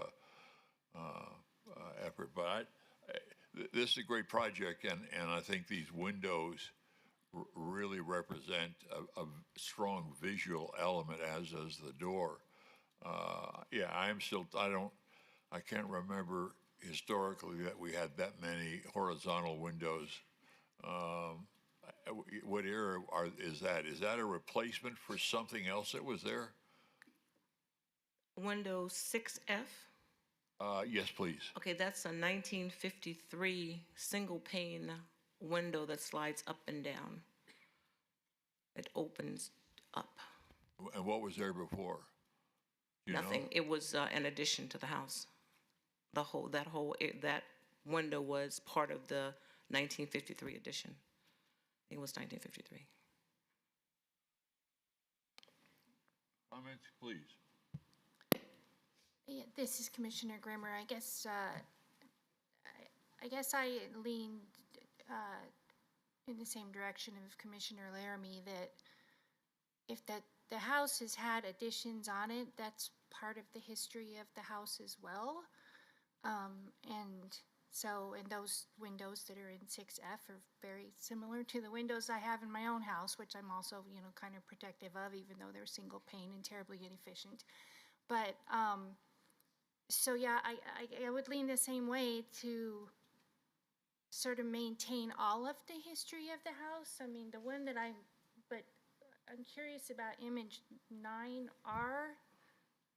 That does not look like a historic window at all. No, that's a metal, I would say Home Depot or Lowe's window. Yeah, so in those, I guess similar to what the chair was asking, if there's windows like that, is the intention to replace those to make them match whatever, either the 1953 or whatever it was and the 1940?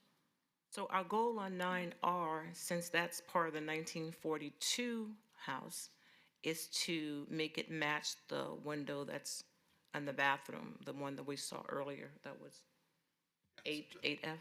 Just to clarify, anything marked with an R is a window that's not historical and will be replaced with a historical window. Okay. Okay, thank you. Great. Further questions? If not, look for a motion. Commissioner Laramie, I think, make a motion to approve with the exception that we just double check that the window styles being proposed are appropriate to that year of the property. And we can, you know, just have that go through staff. I don't think it needs to come back to us. Great. I can second that. Jack Levine, I'll second that. All right, we have a motion before us. Further question from the commission? General public? If not, all those in favor, please say aye. Aye. Aye. Telephone? Hotchkiss votes aye.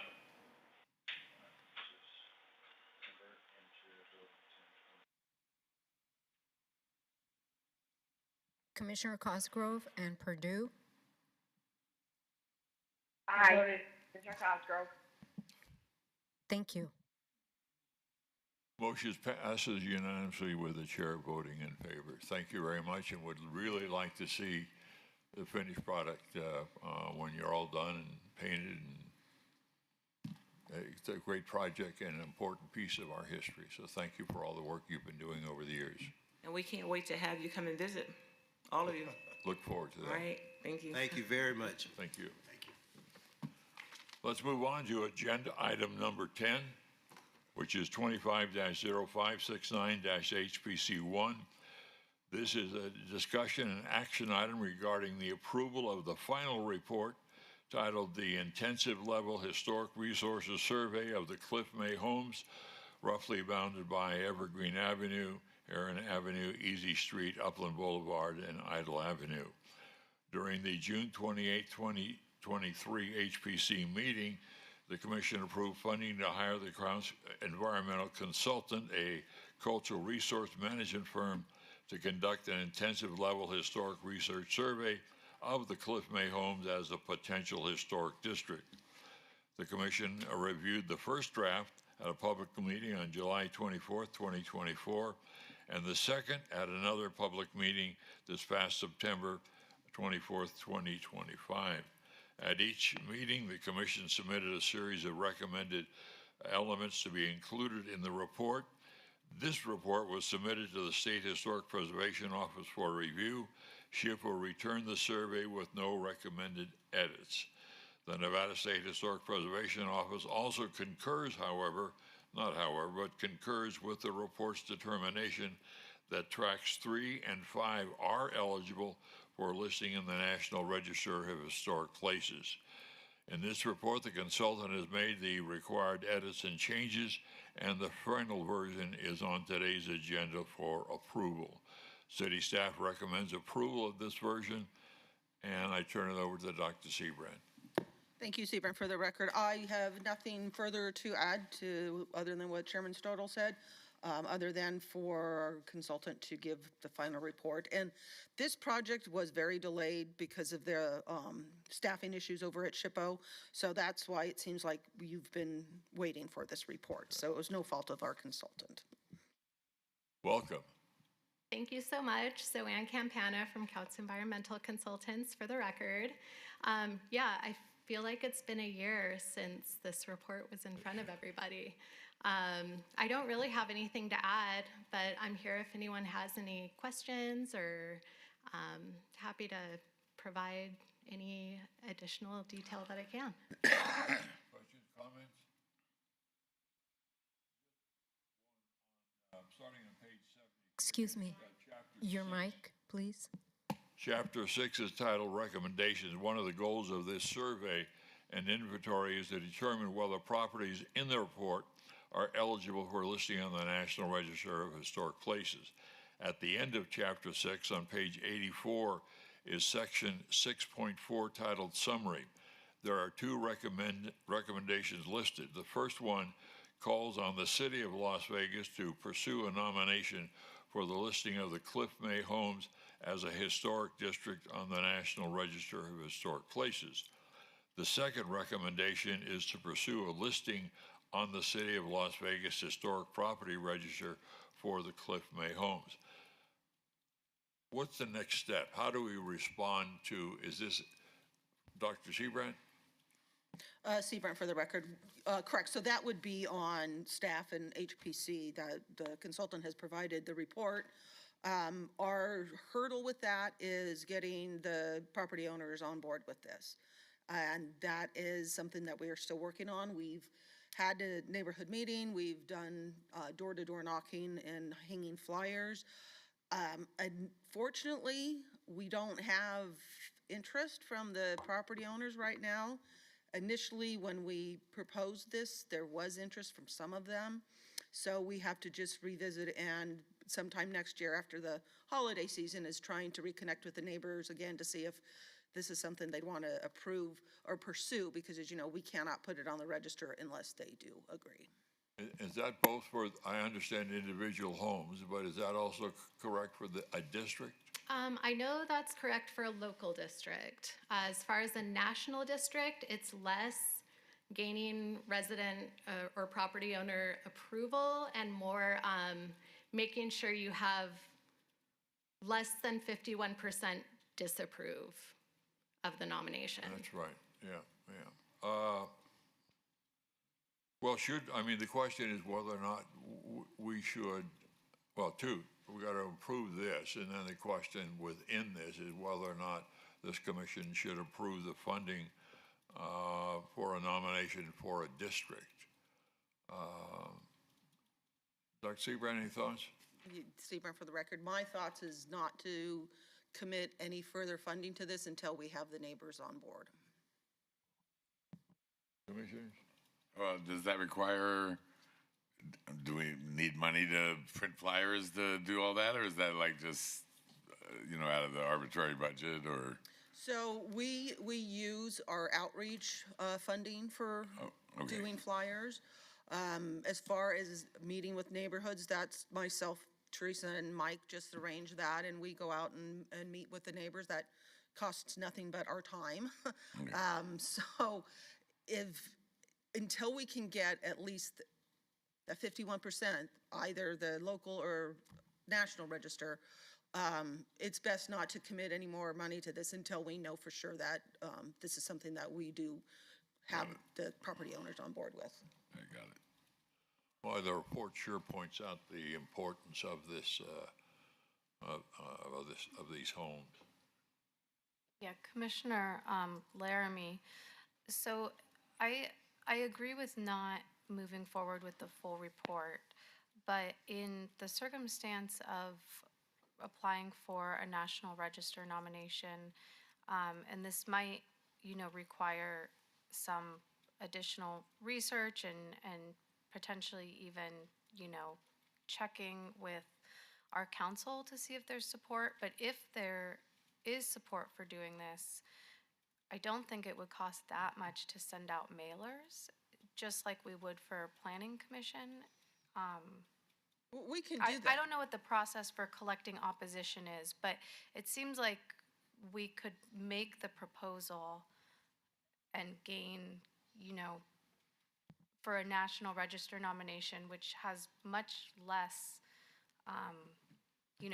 restrictions for living in the district, gain kind of an idea of if there's significant opposition, and if not, move forward with it at that time. Sebring, for the record, yes, we can do that. Our issue is, though, we had, maybe 2 property owners even contact us after we did our door knocking and sending out the flyers.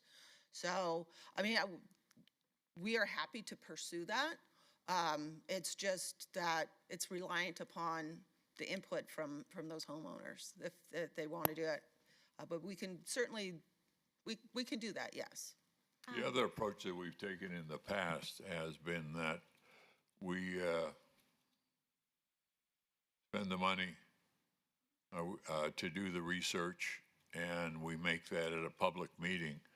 And we've had several of those over the years to where the public showed up and a vote was taken, and sometimes it was a negative vote, and we didn't move forward we did move forward on the Las Vegas High School District, but there was quite a debate. I think we had 2 or 3 public meetings, and it came in, and they were adamantly opposed to it, but the majority of people said yes, and so we sent the district off.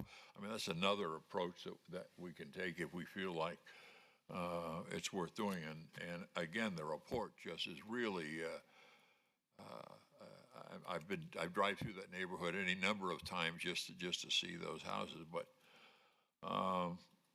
And if I may add, I can clarify the process for the National Register District as far as gathering opposition or objections. Basically what happens is the State Historic Preservation Office sends notices to all the property owners, and it's up to the property owners to respond with an objection if they object. So they don't really collect votes in favor. And if they don't receive rejections, or they receive less than, 51% or less than 50% objections, then the district can't go through. But more often than not, in the districts I've been involved in nominating, we don't hear back from a whole lot of property owners. What's the either biggest way. negative that a property owner would have? I mean, what control? There's nothing. It's more of an honor. It's totally an honor, yeah. There are no property restrictions. There are really no downsides. I think, Sebring, for the record, from the feedback I've received is that they are perhaps unadvised or aren't familiar with the process, because every time you say these owners hear, oh, it's going to be on the historic register, they feel like there's the government control over that. Right. So we do try and emphasize that that's not the point. However, keeping in mind that putting it on the National Register does not provide a protection if somebody wants to alter that property or demolish that property. Right. Only our municipal local ordinance can protect it. Correct. I still would like to move forward, but that's not our agenda item for the day. We can get to that later on in the report. But so, any questions regarding the report? If not, look for a motion. Commissioner Surface, I'll make a motion to approve the report, and thanks for all your dedication and patience in working for it. Any other questions, general public, board? If not, all those in favor, please say aye. Aye. Hotchkiss votes aye on the phone. Purdue on the phone, aye. Cosgrove on the phone, aye. Motion carries unanimously with the chair voting in favor. Thank you very much for a great report, and look forward to moving forward with this as a district. Thank you. You're going to stay here? Okay, you don't want to get up and sit down? No, I think I'm okay. Thank you. Agenda item 11 is 25-0570-HPC1.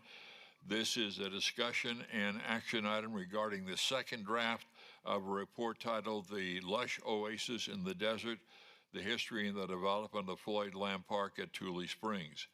Based on existing, outdated, and often inaccurate reports of the area known as Tule Springs, the Historic Preservation Commission requested a fact-based report needed to be produced. The report would be based on historical documentation covering the period from the 1800s to its current status as a city park with the state-required name of Floyd Lamb Park at Tule Springs. At the July 24, 2024 meeting of the Historic Preservation Commission, the Commissioners voted to approve funding to hire the County's environmental consultant firm to produce the report.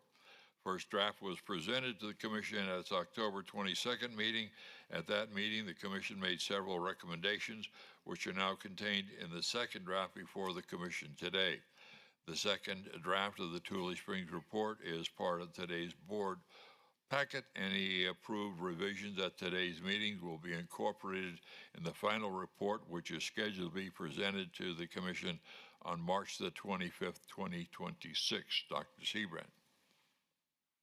Seabrand, for the record, really nothing more to add than what the chairman discussed. I know, Chairman Stoller, you sent some comments. I did receive the email, but I haven't read it yet because I just came back from being on leave. And I believe those were sent to Zoanne as well. So we'll go through those. And if this is, again, we do have one more. This is just the second draft. So more changes can be made, and those edits can be made before the final report is due. Great. The notes that I sent in that would like to get approved today is one is suggested that the definition of Tule with a history, that word, some brief research, it goes back to Mexico pre-Spain and pre-France, and then it was adopted by the Spanish, then adopted by California, Utah, and Nevada travelers and residents. And to me, there's a nice history of just the word and how it was used. And so I suggested that be added to the report. And the others were sort of nickel and dime nitpicking things, but one of the suggestions was that when appropriate, lowercase Tule be used before it becomes an actual name. And then there were a couple of more things with the date ranges that I felt needed to be adjustments. The other major thing, which is always a challenge on these history reports, is the quality of the images, and there are some fantastic photographs that you were able to find, but there's also some photographs of clippings out of the newspaper that I think, unless they're really necessary, kind of distract from the other photographs. So I don't know if there's any other questions or comments. Did you have any thing you wanted to add? No, I don't think so. Just incorporated all those comments from the first draft and open to any other revisions you might have. Please, no? Again, this is a very substantial report, and I think is going to be the primary document as the city moves forward on any number of projects at this important location. This is the document, the primary source that they're going to rely on. It's my understanding they're going to be working on changing or updating some of the plaques that are out there with information. So again, thank you for all the work, and we look forward to the final report. Any suggestions or changes or improvements, please send them to Dr. Seabrand, and we will move forward. But today we need a motion to approve the document with the suggested changes. Commissioner Surface, I'll make a motion to approve the document, the second draft, with the noted changes and revisions requested by staff and by my fellow commissioners. We have a motion. Further comments? All those in favor, please say aye. Aye. Aye. Hotchkiss votes aye on the phone.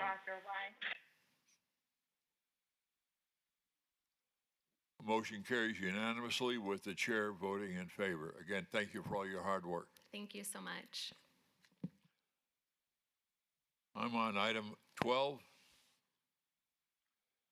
The 12th item on the agenda, 25-0571, HPC 1, is an action item regarding the election of the Historic Preservation Commission's chair and vice chair.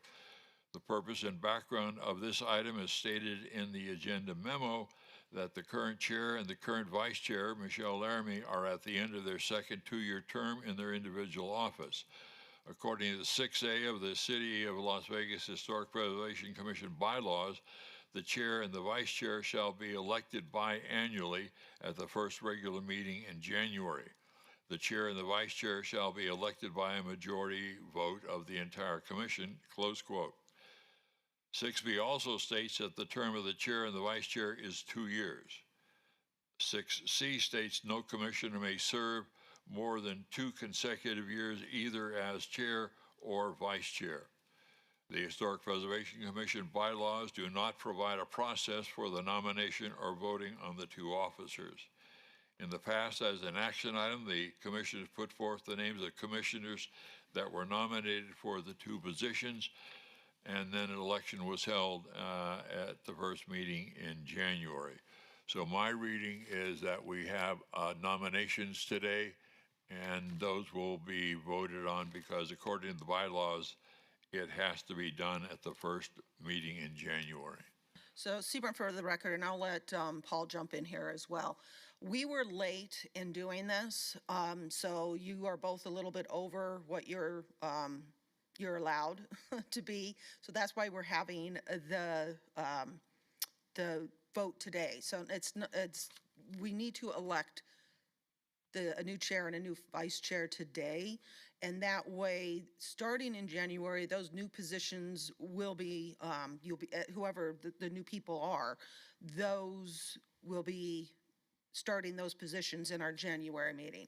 But the item for today is to do the election. So if you want to wait until January to do the election, then this will need to be obeyed. But Paul, can you please weigh in on that? Yes, Paul Mata, Deputy City Attorney. The bylaws do say that the election shall be held at the first regular meeting in January, and I did talk to Diane about this, but I think it still meets the theme of this portion of the bylaws, but technically the election, I read it to mean that the officer will start in January, so I think there is some leeway to have the election today, but if you wanted to take a more strict interpretation of that section of the bylaws, you could obey this item until the January meeting. Well, I tend to be a little strict. I mean, it says January. To me, that's January. There's no harm in having the nominations today, and it's on the January ballot or on the January agenda.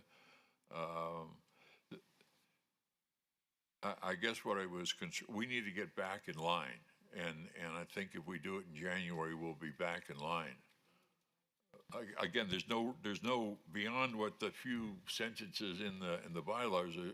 Right, no, I understand that, but because this is agendized to do the election today, we're not here to take nominations, so we would need to obey this to January. Well, this is part of the election process. I mean, if we can interpret January as being December, then we can certainly interpret the election as a nomination process. The agenda item is for possible action regarding the election of Historic Preservation Commission officers, so I think that indicates that there would be an election of those offices. So I think if we're not electing those offices today, the appropriate item would be to obey this action if we're not prepared to elect those positions today.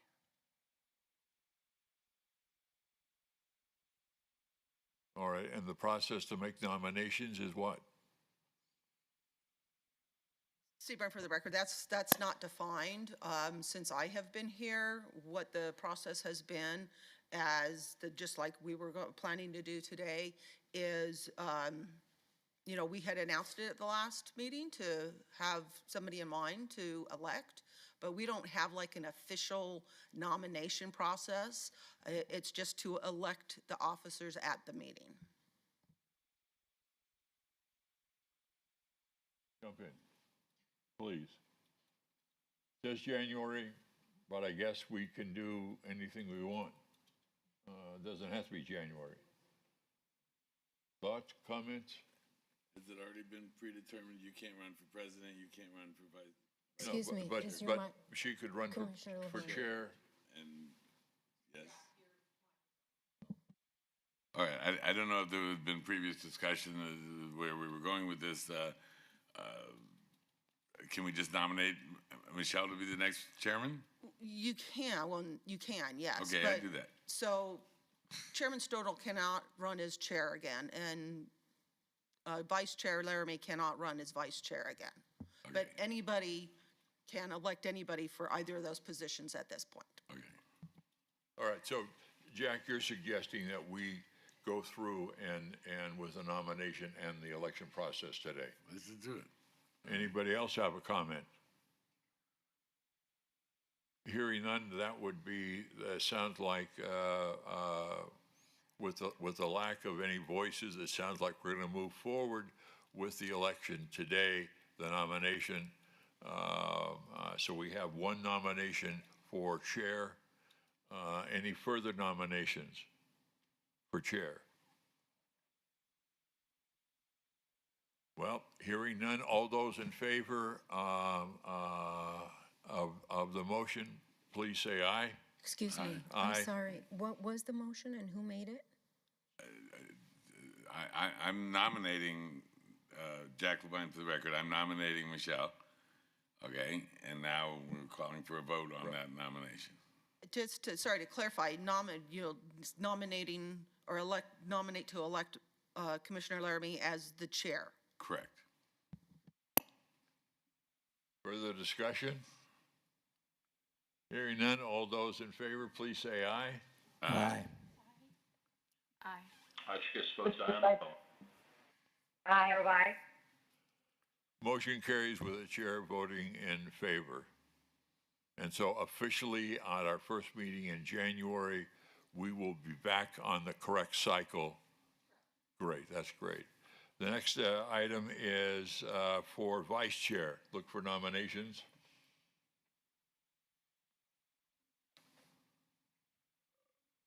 This is Commissioner Laramie. I nominate Commissioner Levine for vice chair. Further discussion? Hearing none, all those in favor of the motion made by This is Paul Vice Chair Monti, sorry. Laramie? I think there was a nomination, but I don't know if there was a motion Okay. made. So I'll expand to nominate to elect, or I guess to elect Commissioner Levine to vice chair. Did you mean move? You'll make a motion? I motion, yes, to elect Commissioner Levine. Further nominations for vice chair? Hearing and seeing none, all those in favor, please say aye. Aye. Aye. Aye. Commissioner Cosgrove, aye. Commissioner Hotchkiss and Purdue? Hotchkiss votes aye on the phone. And Purdue votes aye on the phone. Thank you. Motion carries unanimously with the chair voting in favor. Congratulations. You get the gavel in a minute. All right, let's move on to the next item, which is item 13. Item 13, a report. I'm sorry. Yes, you're right. Go ahead. A report from Seth Floyd, Executive Director of Community Development, updating any work by the city as it relates to historic preservation. Well, Sebring, for the record, Director Floyd had to leave for another meeting. But I know at our last meeting that Commissioner Harper had asked about city policy for demolition violations. And it is a layered answer, but he will be prepared to talk about this at our next meeting, because there can be doubled fines, but it could depend on the property, so he'll get back to us on that. So other than that, unless, Mike, did you have anything? That's everything for the director's update.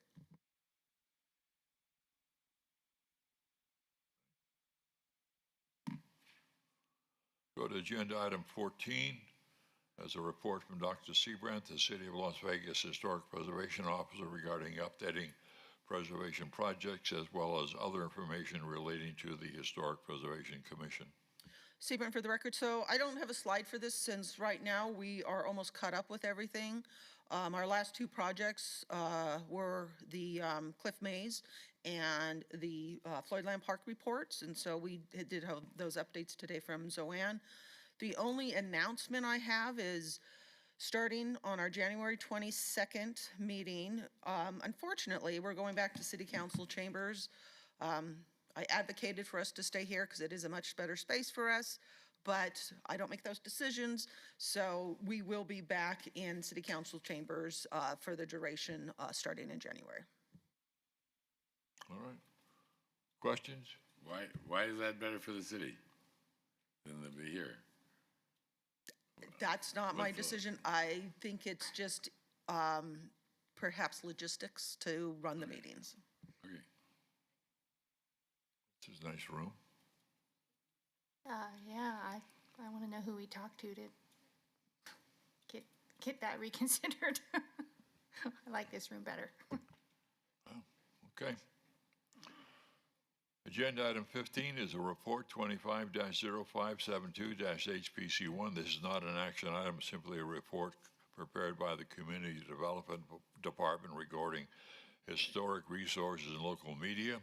The commission has requested staff to compile articles, and if there's any additional articles that are identified by the commission, they should communicate them with staff so they can be included in future agendas. Again, just a report, no action required, and great detail. Lots of these I personally had missed and didn't see or hadn't read, and so thank you for this. Is especially deep report. So I don't know who prepared this. If it was Therese, Dr. Seabrand. Wow, great report. Further comments from the commission? No. Seeing none, action item 16. This is a discussion item only regarding future topics for the City of Las Vegas Historic Preservation Commission. Comments made during this portion of the agenda by individual members shall refer solely to proposals for future agenda items, and any discussion shall be limited to whether or not such proposed items are within the purview of the commission and/or whether such items shall be placed on future agendas. No further discussion regarding the substance or any of the proposed topics shall occur, and no action shall be taken. Anything that commissioners would like to see on future agendas? Please. Commissioner Laramie, just revisiting our conversation from earlier about adding a conversation on potentially going through the process or exploring the process to nominate the Cliff May appropriate areas to the National Register. And then this is just a comment on our recurring hunterage reports and updates. I think it would be helpful, because this has been, a multi-year process now, if we could just kind of develop a high-level timeline of where we're at and what decisions have already been made versus, not necessarily versus what's moving forward, but just kind of a history of what we've done. And that's a quick reference. So as we have these recurring updates and conversations, especially for some of our new members, we can kind of know what the decision points have been and what milestones have already been completed. And when we get to that annual report next December, I think it would be helpful as well for our presenter, Mr. Dapper, to just more clearly identify what are the milestones that were completed versus what's left in the process, because that can get a little lost and become a little confusing as, there's obviously many understandable changes, but it tends to become a little confusing when we're looking at old slides, but then getting new updates and not quite having anything to reference about where we are current day. Any other comments, thoughts? Just a quick note, it truly has been an honor to serve as chair for the last couple of years, and lots of work has taken place over the last several years, largely responsible by Dr. Seabrand. I mean, just some tremendous things have taken place, and with all the other responsibilities and people pulling at you within the 7th floor, or the entire building for that matter, it's been an honor working with you in many projects and having very frank and open discussions on lots of topics. So thank you for all the work that you have done. I appreciate that, and thank the commission for putting up with a lot of my odd questions and deep dives into topics that were slightly off kilter. But thank you for all of that. And with that, let's move to 17, citizen participation. That was my public comment during this portion of the agenda. No subject matter may be acted upon by the commission unless that subject is on the agenda scheduled for action. If you wish to be heard, come forward and give your name for the record. The amount of discussion on a single subject, as well as the amount of time any single speaker is allowed, may be limited. See nobody in the audience, but one thing I did leave out in my thanks, and that's a thanks to the city's attorney office. Questions from somebody who at one point wanted to be an attorney. So a lot of the questions come from that wish in my past. So thank you for all the help and putting up with my, again, odd legal questions. So with that, we are adjourned. Okay. Thank you for all your 50 years of doing this crazy work. All right, I gotta run.